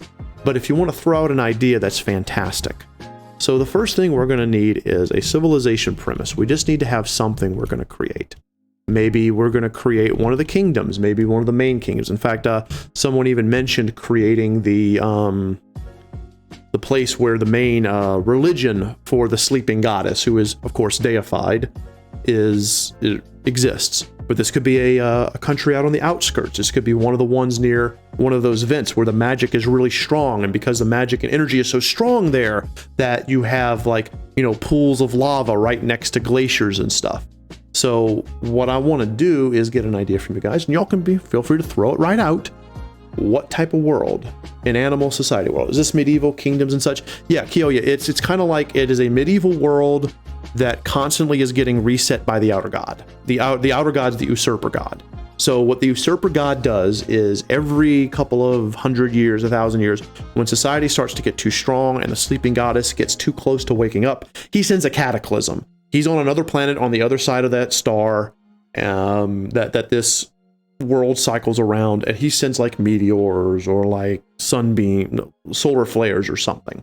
So it's medieval-ish. It's going to be fantasy trope-ish as far as the level of tech goes, but we can add, yeah, exactly, like that, exactly, Kioya, like Final Fantasy X and Sin. So what we're going to do with the civilization is we're going to build based off of that assumption where their tech is, where their infrastructure is, that kind of thing. So someone mentioned an animal society. That'd be interesting. Do we want to have that? The creatures that lived underground were very non-human. In fact, we haven't had too many humans at all in this. And by humans, I mean, of course, humanoid. Do we want to create something that's homogenous and has humanoid, beastkin? We don't even have to call them elves and dwarves, tall people, short people, whatever you want to do. I want to see some ideas for a premise here. A homogeneous world, just the animal society, just a humanoid society, an elemental society, humanoid animals. That's called anthro. That's called anthro. I think we'll go ahead and go with that. I think we'll go ahead and go with humanoid. Well, since their level of tech is so low, can't advance past a few hundred years, there can't be large empires. Well, it's up to about 1,000. Just making sure we're on the same page there, Kioya. It's up to about 1,000. So yeah, you're not going to have a massive, like, super advanced empires. That just wasn't created in the original world premise. So I agree that you were not going to have a ton of huge infrastructure. But think of it like the Shivering Isles in Oblivion. Okay, the Shivering Isles get reset every 1,000 years to the T by the Grey March, but since there's already some level of infrastructure already there, when it gets repopulated by the survivors after the Grey March, they may not remember everything that happened during the Grey March, but the stuff that is there allows them to continue, so they're not blasted back into the Stone Age. We can use that here, or we can decide right now that they do get blasted back into the Stone Age. We're allowed leeway in both directions. But I do like the idea of it being a humanoid animal, anthro. We'll just say the word kingdom. We can always call it country later on. Like, I'll say country. There we go. So I like that. That was really kind of cool. So let's build off of that. Now, as far as what Kioya says, which is a valid point, we can keep that in mind.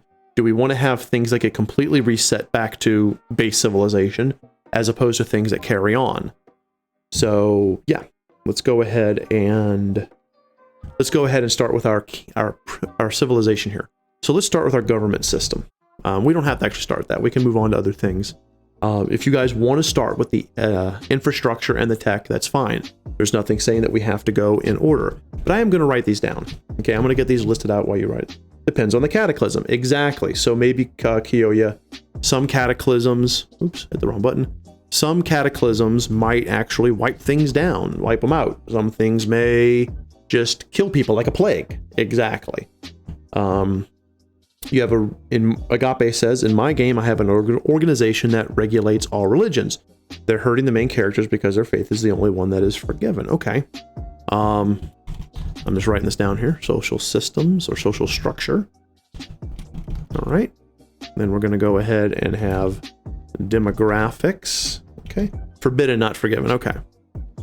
Infrastructure.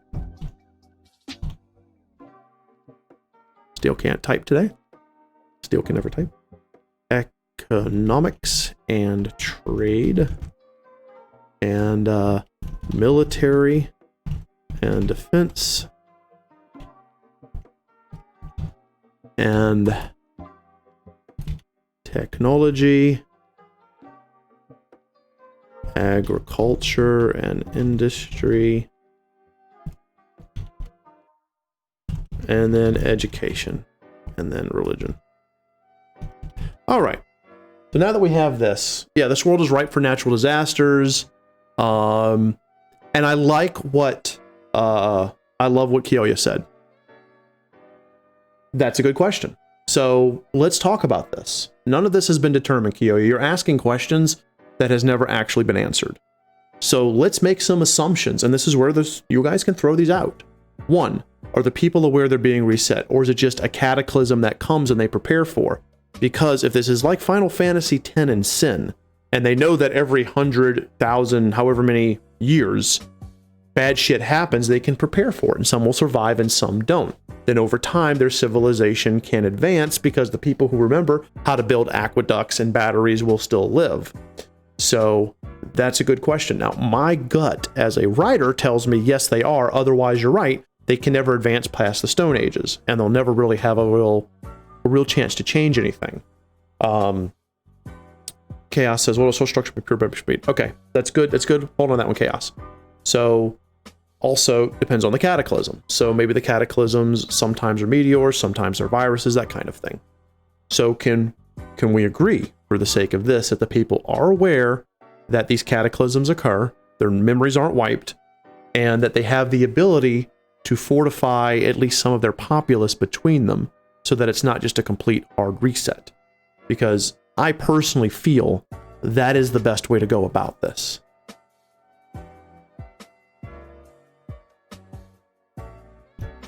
And I'm going to go ahead and write that down, but if anyone has an opposing... Okay. I think a strong driving force of society is find stable land and find explorations. There you go. So Reverie, that builds a case for them being aware and attempting to bunker down. So I think that is right there. That's your case. That's a strong driving force for the characters in whatever story you're trying to tell. So let's say that then. All people are aware of their cataclysms and try to survive them and move on. There you go.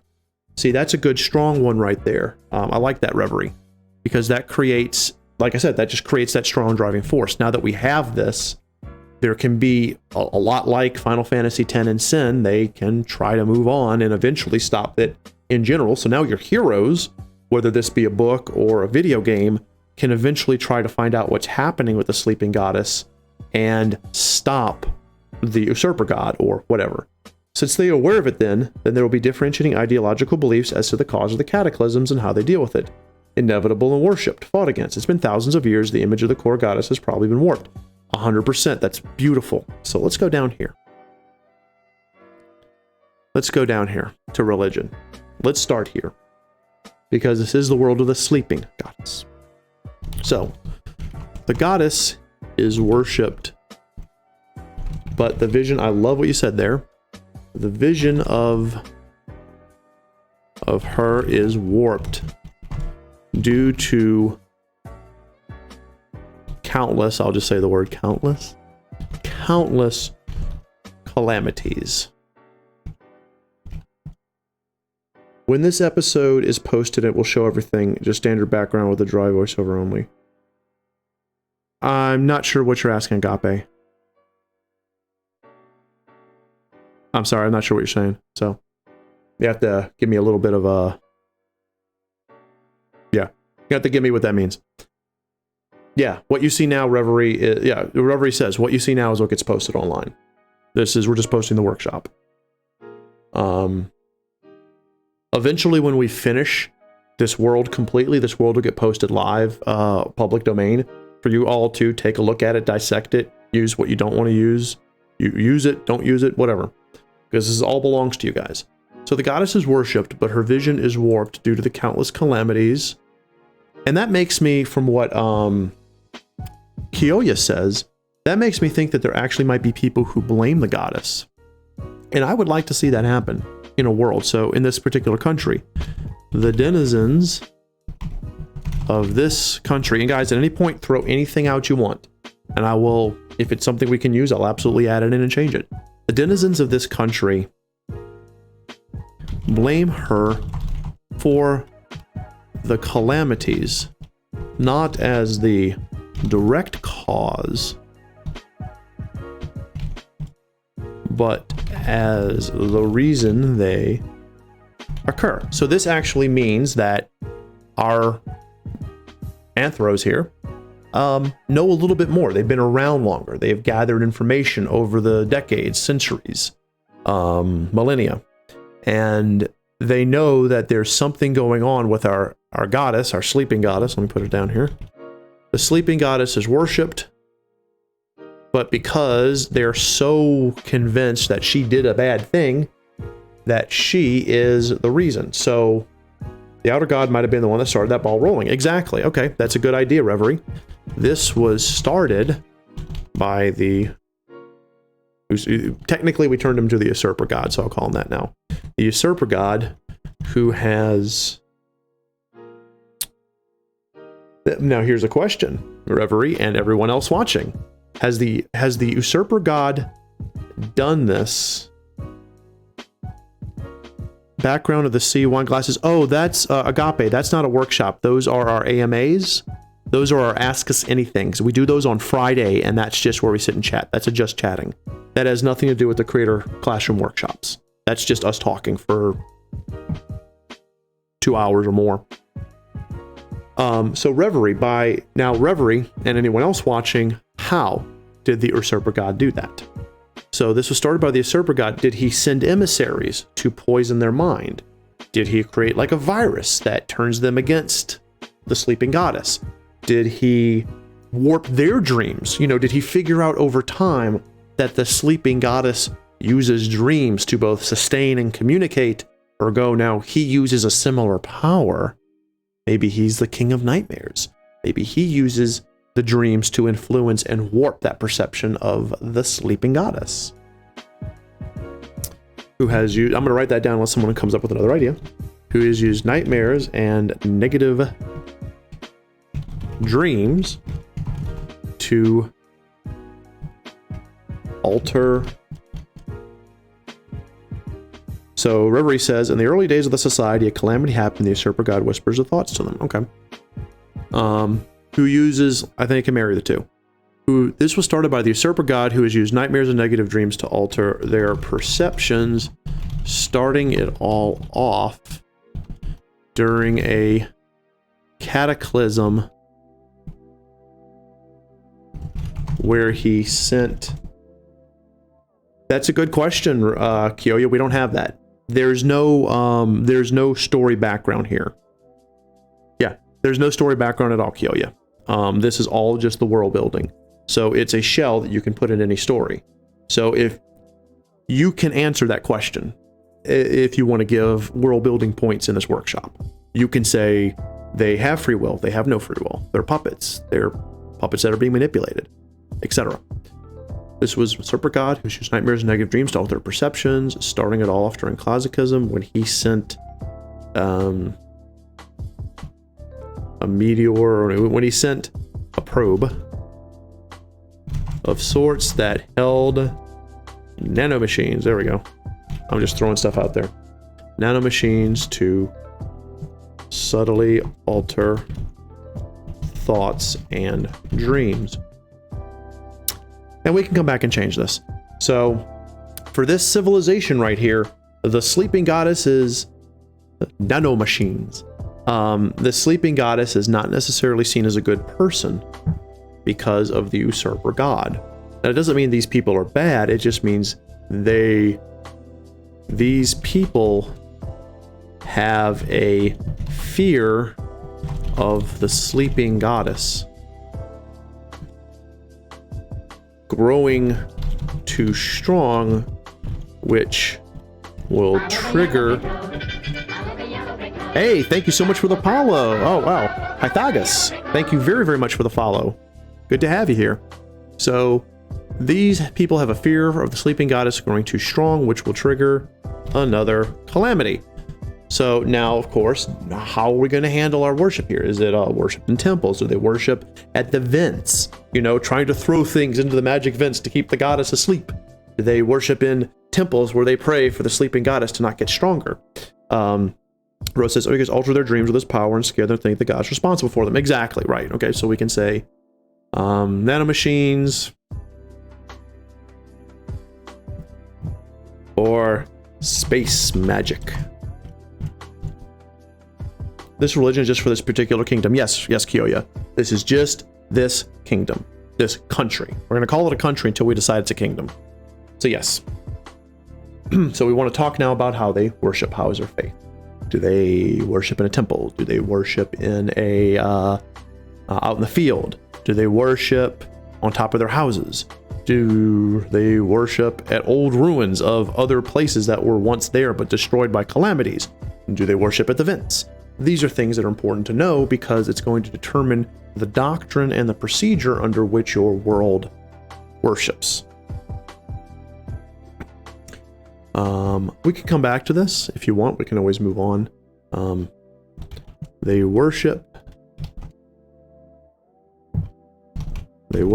at blank with an emphasis on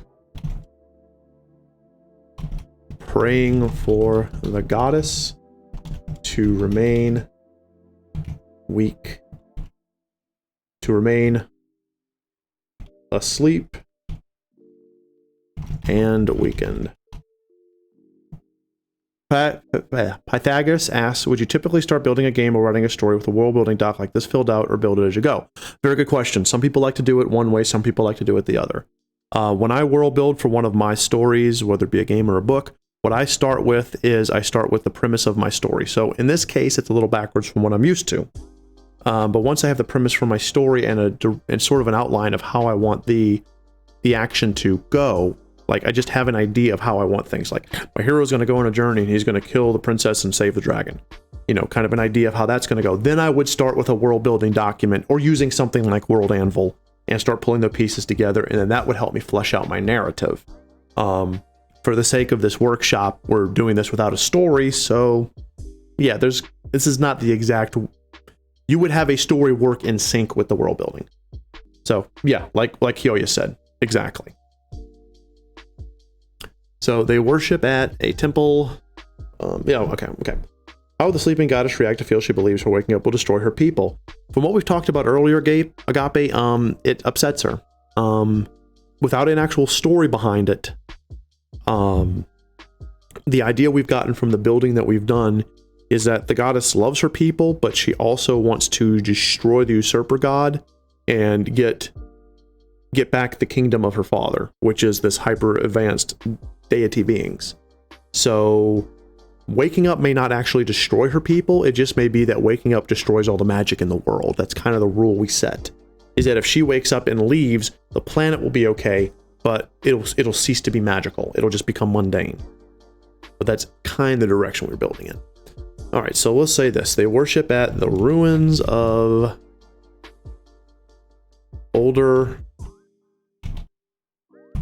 No, I don't like that. I'm going to say they worship at a temple built with the parts of old ruins. Kiaya. With an emphasis on praying to the goddess remains asleep and wait. Okay, so let's move on. Okay, so now that we have a religion here, because the sleeping goddess was important, let's start with our government system. So, do we want to have a monarchy of furries, a monarchy of anthros? Do we want to have it be a democracy, a furtocracy? Do we want to have it be a republic? Do we want to have it be, you know, a furry corporation? I mean, let's kind of throw out some ideas here, you know, because we could have this be multiple things. We could easily have this be a very well-defined, tight government. It could be loose. It could be tribal. But just because they're humanoid animals doesn't mean... How central is the religion? Let's say, considering it's a sleeping goddess, we'll just say the religion is very centralized in the major cities of this country. There we go. Yeah, it could be a theocracy. I hadn't thought about that. Could be a monarchy, a theocracy. It could be a furtocracy. I can't believe I said that. A tribal. See, tribal, if it's a tribal culture, it's very loose. Very, very loose. No emphasis on the technology. Government could be similar to the Vatican. Oh, I like that, Kioya. Yes. Theocracy. Hey, human. Yep. And after this, human, we're going to be getting ready to start off the Game Jam's judging phase. Theocracy with a theocracy following a model similar to our world's Vatican, with a pontiff. Now we'll just call it a pontiff for now. We can come up with another name like Furtiff or something later on. Also like Yevon. Yeah. Thank you. Or the original Church of Yevon, not New Yevon. Not New Yevon. The Church of Yevon with a pontiff / high maester in charge, and their will pushed out by a conclave of cardinals / maesters. Decisions are made through, and again, if you guys want to toss out something that changes this, And, you know, if we like it, we'll go ahead and use it. Decisions are made through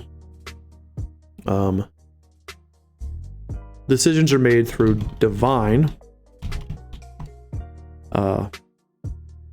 inspiration by the one in charge, ratified and enacted by the council, call them cardinals / maesters underneath, and enforced by a standing army of holy soldiers. The Pope is more of a political leader disguised as a religious leader. Could you expand on that, Agape? But I guess it also depends on who can use magic. Magic is power, and if only certain people can use magic, then they would decentralize the power. Anyone can use it. Yeah, anyone can use magic. Anyone can use it, but some better than others. So I'm not going to go too deep into the old notes, but yes, anyone can use the energy of the sleeping goddess, but some are better than others. So we can say that the leaders are chosen among those who have the strongest magical power, thus centralizing the religion with the government. Better than others in anything. Class system. Yeah. Okay. I think I understand what Agape was saying. So Pontiff is a political leader that acts as the spiritual leader as well. Effectively putting the church in the highest levels of government. Okay, now see what Chaos has said, and that's going to move us down to social structure. I really like that. So those who are pure-bred animals, as opposed to mixed races, are considered the creme of the crop. The ranking nobility of the country. They have more control and power than those who are of mixed blood. Very similar to the wizards in Harry Potter as well. Your pure bloods versus your mud bloods. So that's really good. Who are of mixed bloods. Yes, I like that, Rosary. The azure pedigree, most exalted pontiff, the apex pontiff. I love that. Very good. Those who are of mixed blood. Only those who, when a person, here we go, I got an idea. Also, can't be really ignored, men and women. We're getting there. We're getting there. So when a person is born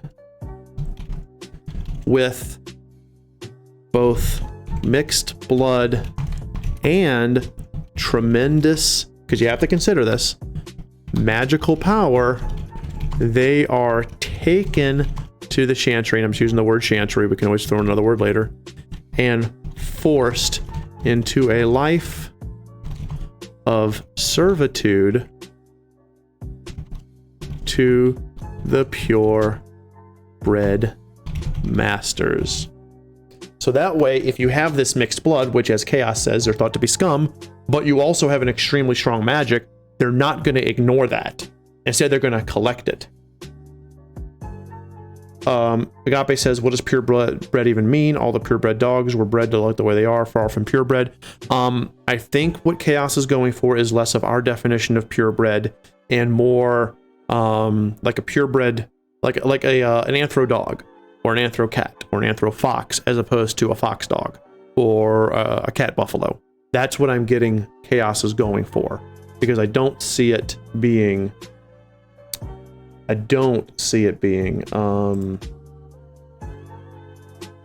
Dawn. I don't see it be like what you're talking about, because yeah, a dog is a dog. Like if it's a purebred collie, if it's all collie, which was bred that way. We can take real world examples that pure breed might be prized, but actually are weaker, more prone to health issues. Ooh, I like that. And then we gotta hit the gender stuff next. So, purebreds are potentially, actually, let's go the other way.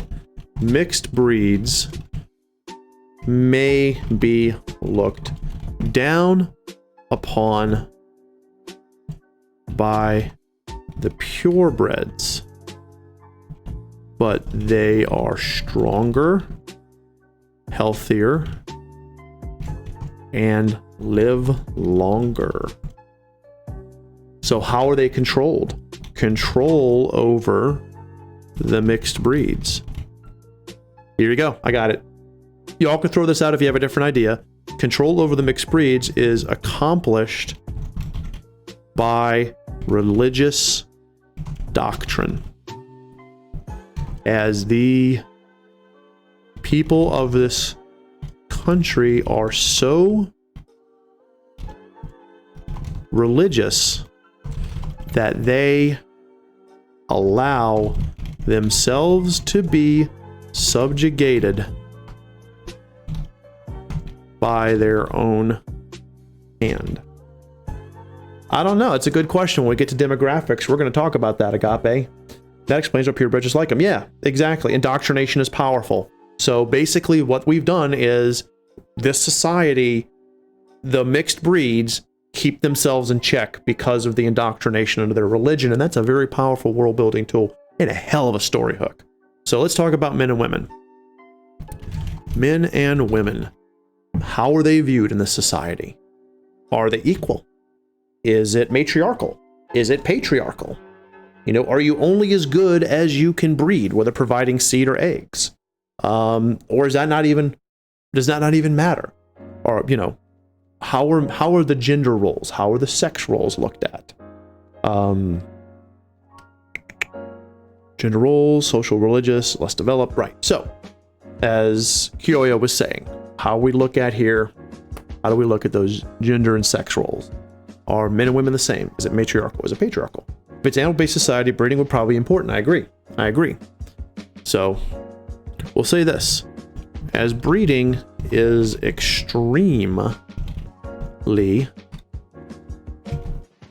important, men and women are judged based on the health of their genetics with a preference toward, let's see, the mother. And here's why. As they are the ones who hold the dominant traits.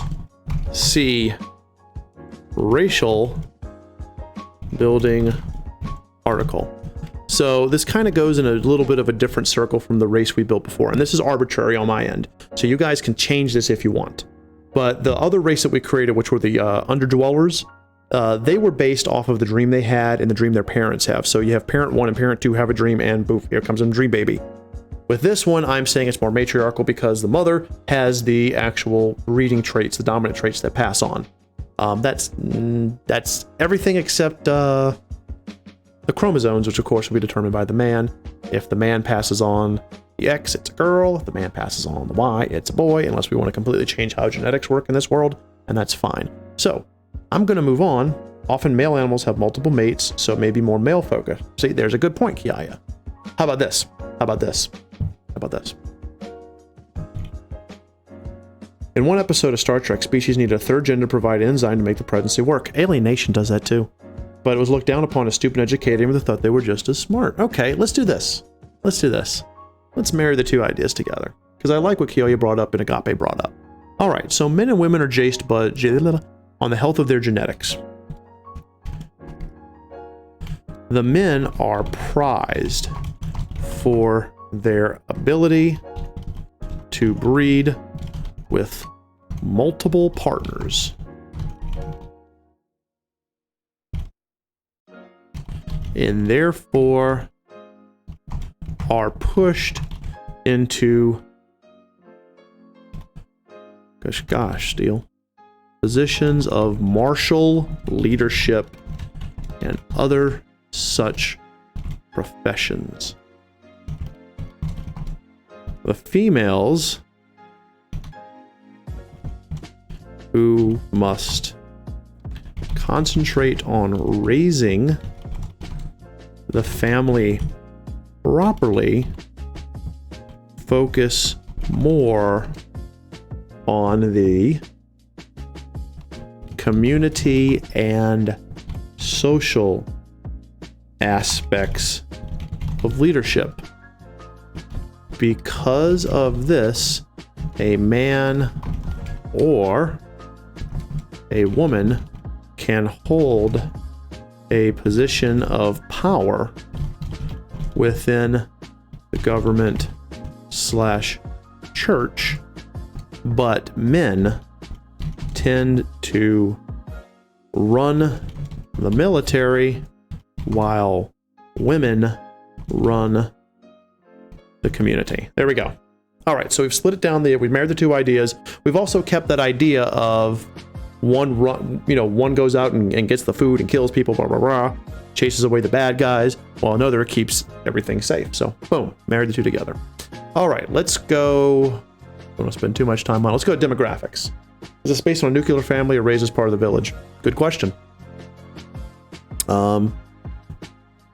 Let's answer that question. Agape, since you brought it up, you answer it. Go ahead. Families are, I will just say, nuclear, raised by the village. Since it's matriarchal, I would probably say more raised by the village, but at least the communities, the families are. But you can build a case for both. So go ahead, throw out the answer to that. Demographics. Okay. So this is what people were talking about earlier. Purebred versus mixed breed. A nuclear family, Kyoya, is two spouses, usually a man and a woman, and the children. So a nuclear family is just the family unit is the parents and the immediate children. Sometimes the extended family, like grandparents, but not always. A raised as a village is the whole village communally raises the child. Okay, so here we have...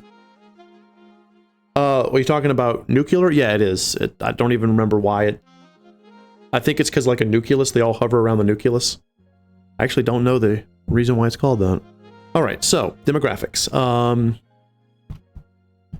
Purebred make up 4 of the population. Oh, that would make more sense. I always thought it was meant to be a family that bunker together. Regular black. Yeah, it's old too. I think like back when I was in school, they were using it, and even then I was like, what does that mean? It was like, during the 90s and shit, so. While mixed breeds make up 4%. All right, fallout of the population. The majority of... you guys can throw out those numbers, by the way, anytime you want to. Yes, it does. It does. You can throw out an arbitrary number, or I can just use the words smallest and biggest. The majority of... What if there's a conflict of both ideas? With the village idea becoming more popular to make sure all the children are raised to believe the government wants, so they can destroy any ideas they don't like. I like that a lot. Like, I really, really like that a lot. Like, super like that agape. So families are raised by the village, so to speak. So families are raised by the village so that indoctrination and religious subjugation can easily be started early. That was brilliant, Agape. Thank you. Very well done. All right. Live in the nicest parts of the biggest cities. Thank you, Earl. Yeah, like I said, we can always come back and tweak this, but this is very good for just randomly throwing shit out so that we have numbers on a page. Which, by the way, whenever you're world building, do not be afraid to either have a blank or an arbitrary number that you tag as arbitrary, like, 25% and I make it like red, 75% and I make it red, and I know it's arbitrary and I can come back and change it later if you want to. There's nothing wrong with that. For the sake of this workshop, so that we can get through this and get the other stream started, we're going to go and just bully through and push numbers down. However, for your world building, take your time and go back and change your work whenever you want to. Majority of pros. This is just for us. Agape, this is for everyone. We're doing this as an exercise together to work on world building, to see the work that goes into it. When I'm done with this, this will get posted up out for literally everyone on Google Drive to just download and play with if they want. This is not for a world I'm building. This is not for a game, story, anything. Majority of purebreds live in the nicest parts of the biggest city, while the mixed breeds tend to live out in the country or the slums. I would totally reverie. Yeah, exactly. Like, somebody needs to. There are exceptions, like country estates for the wealthy, and mixed bloods living in the mixed breeds living in the chantry, but those are exceptions. All right, we're going to slip on over. Oh, hold on. I'm going to use this as a premise for future game. That's a good idea, Reverie. Super so. Some should really be for mixed breeds with low magical potential. Yes, thank you. Okay, mixed breeds with little to no, well, no one has no, with little magical potential live in the city slums. And they are called the Forgotten. I love it. All right, moving on. Infrastructure. I think we pretty much wrote this part already, but if anyone wants to throw any of this out. So, the roads and cities are built upon the ruins of older civilizations destroyed by a calamity. Therefore, everything the previous civilization had, the current one can be built upon. There are as much as, I think I missed it. Do we have a working class that does all the construction? I would say those would be, I think the working class would include, hold on, let's say this. Working class are mixed breeds with mediocre magical potential. That's a good one right there, because you kind of have to have a working class that does the construction, unless their technology does it for them, which we haven't gotten that far. Like in France, before the revolution, the capital was far removed from the center of the populace as to distance themselves from the common folk. This, of course, created a lot of problems. Yes, guillotine fixing problems. All right, there are as much. So let's say that, let's get some infrastructure here. There are paved, there are cobbled stone roads in the city, because this is supposed to be fantasy. Dirt. Roads in the country.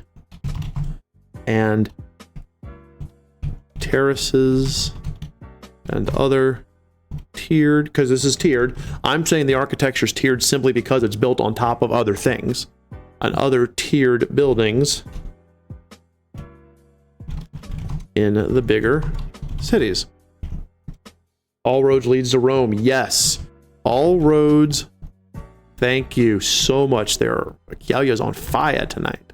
All roads lead to the capital. I just messed up. Okay, there we go. Whatever. Still can't type. Where the pontiff and the seat of government / church belongs. All right, we can move on. This is good, guys. You guys are doing amazing. So let's go with economics and trade now. Let's talk about that. Now, we don't have to name the type of economy. We don't have to say it's a market economy. We don't have to say it's a free market. We don't have to say it's, but we could also say it's a communistic market where the government decides the supply and the demand. We could say that it is based solely on what is available. So the market is driven. Trade is driven by what exists, not by what is needed. Or we could say it's the other way around, where trade is driven by what is needed, not what is there.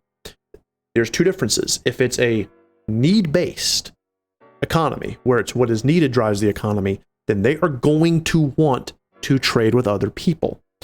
They're going to have a lot of imports.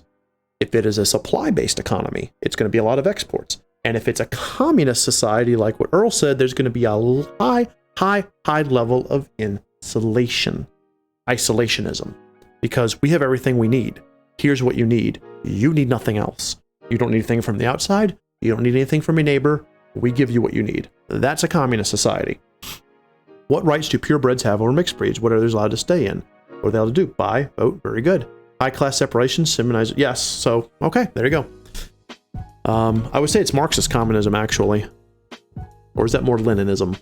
We'll just say Marxism for now. Marxist communication. There you go. Communism, where the government dictates the supply and demand, handing out the necessaries to the citizens, keeping the best for those in charge. Class determines what is given out. There is a high level of isolation from other countries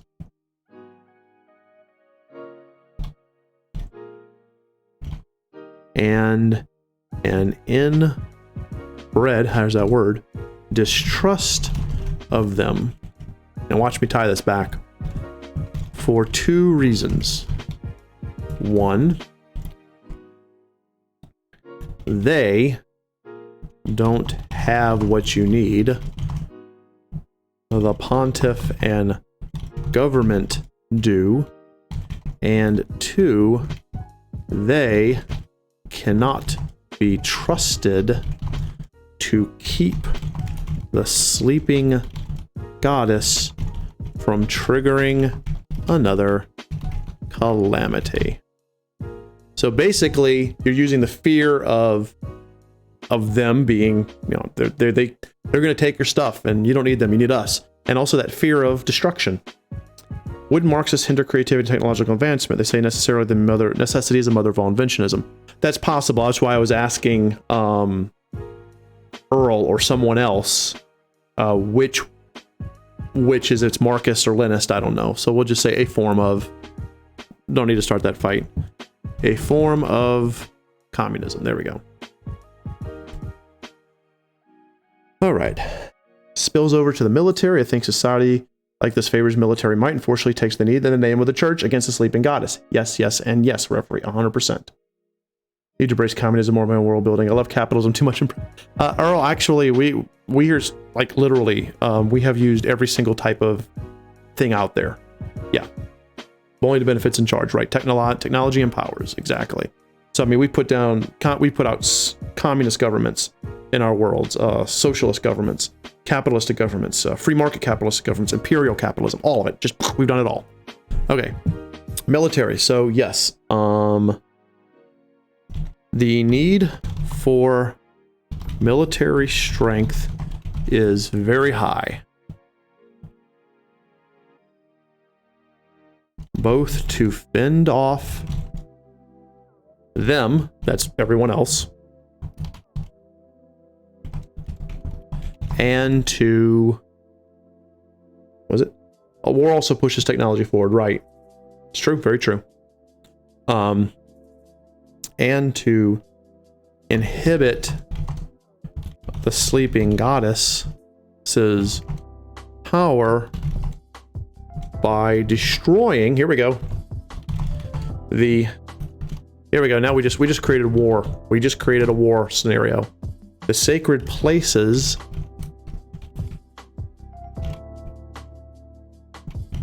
of other countries that empower her. There we go. There are 2 branches of military. The armed forces that move about and wage warfare, and the police that operate to quell rebellion and sedition within the country. I like it. I like it, guys. So at this point, this military is technically the bad guy, but it could also be where your hero comes from. Your hero could be a disenfranchised soldier or police officer that has a crisis of conscience. However, military weapons are based like magic, then it would reduce the need for technological advancement. Exactly, Kiaya, exactly. You get to be very fluid with this. So let's talk about the last 3 points, and then we're going to call it for the night. Get ready for the next jam. The next thing. Do you have to serve in the army? How to purebreds? Ooh, I like that. Hold on. Service is compulsory. I love that a lot. However, only purebreds can be officers. Good job, Agape. That was a good one. All right. As much of the technology is driven by the sleeping goddess's magic, there is quite a bit of it. However, it is limited in the hands of the mixed breeds to only be used in conjunction with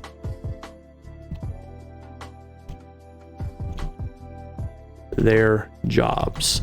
So basically what you've done, especially Kyoya and Reverie, what you sort of created is a situation where technology, magical technology or other aside, is now limited in the hands of the people to what they need to do their job. A miner would have a mining machine. A digger would have a digging machine or something like that. They wouldn't have access to a military grade weapon or anything that could use to defend themselves because, one, it's not needed. It is not necessary for them to fulfill their job to the state, to the pontiff, to the government. Also, it limits rebellion.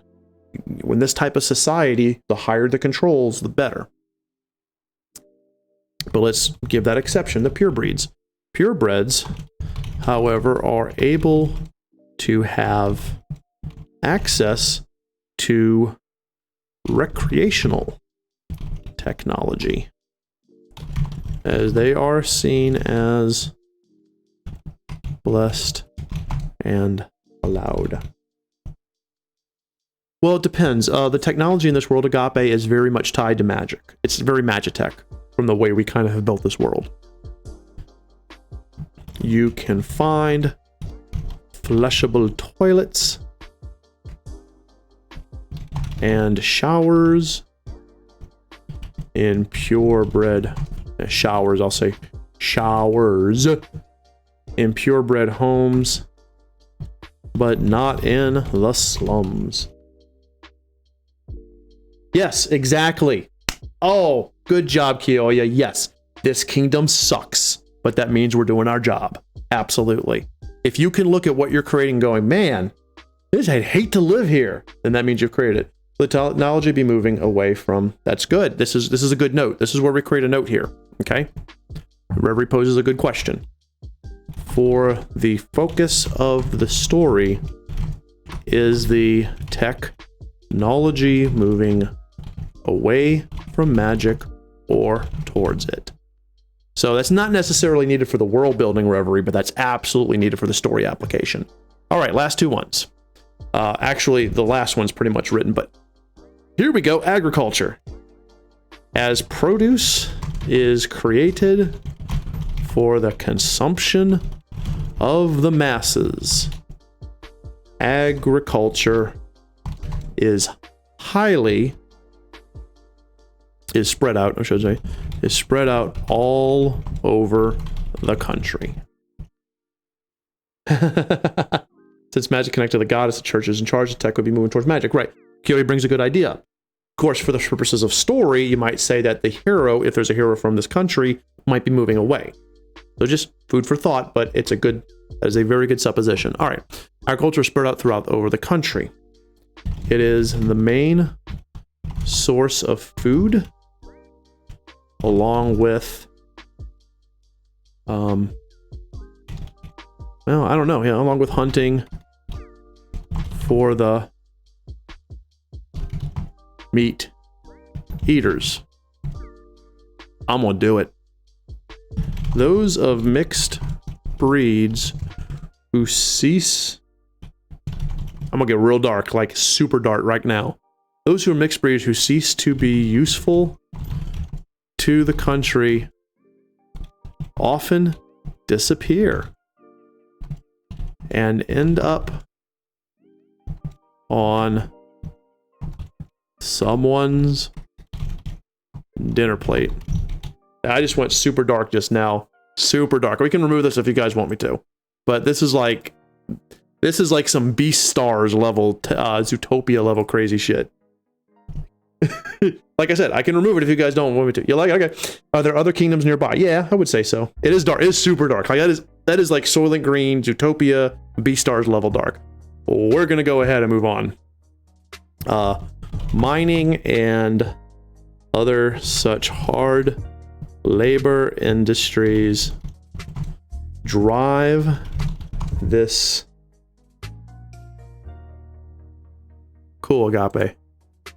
drive this society, as they are always getting resources that will give them an edge.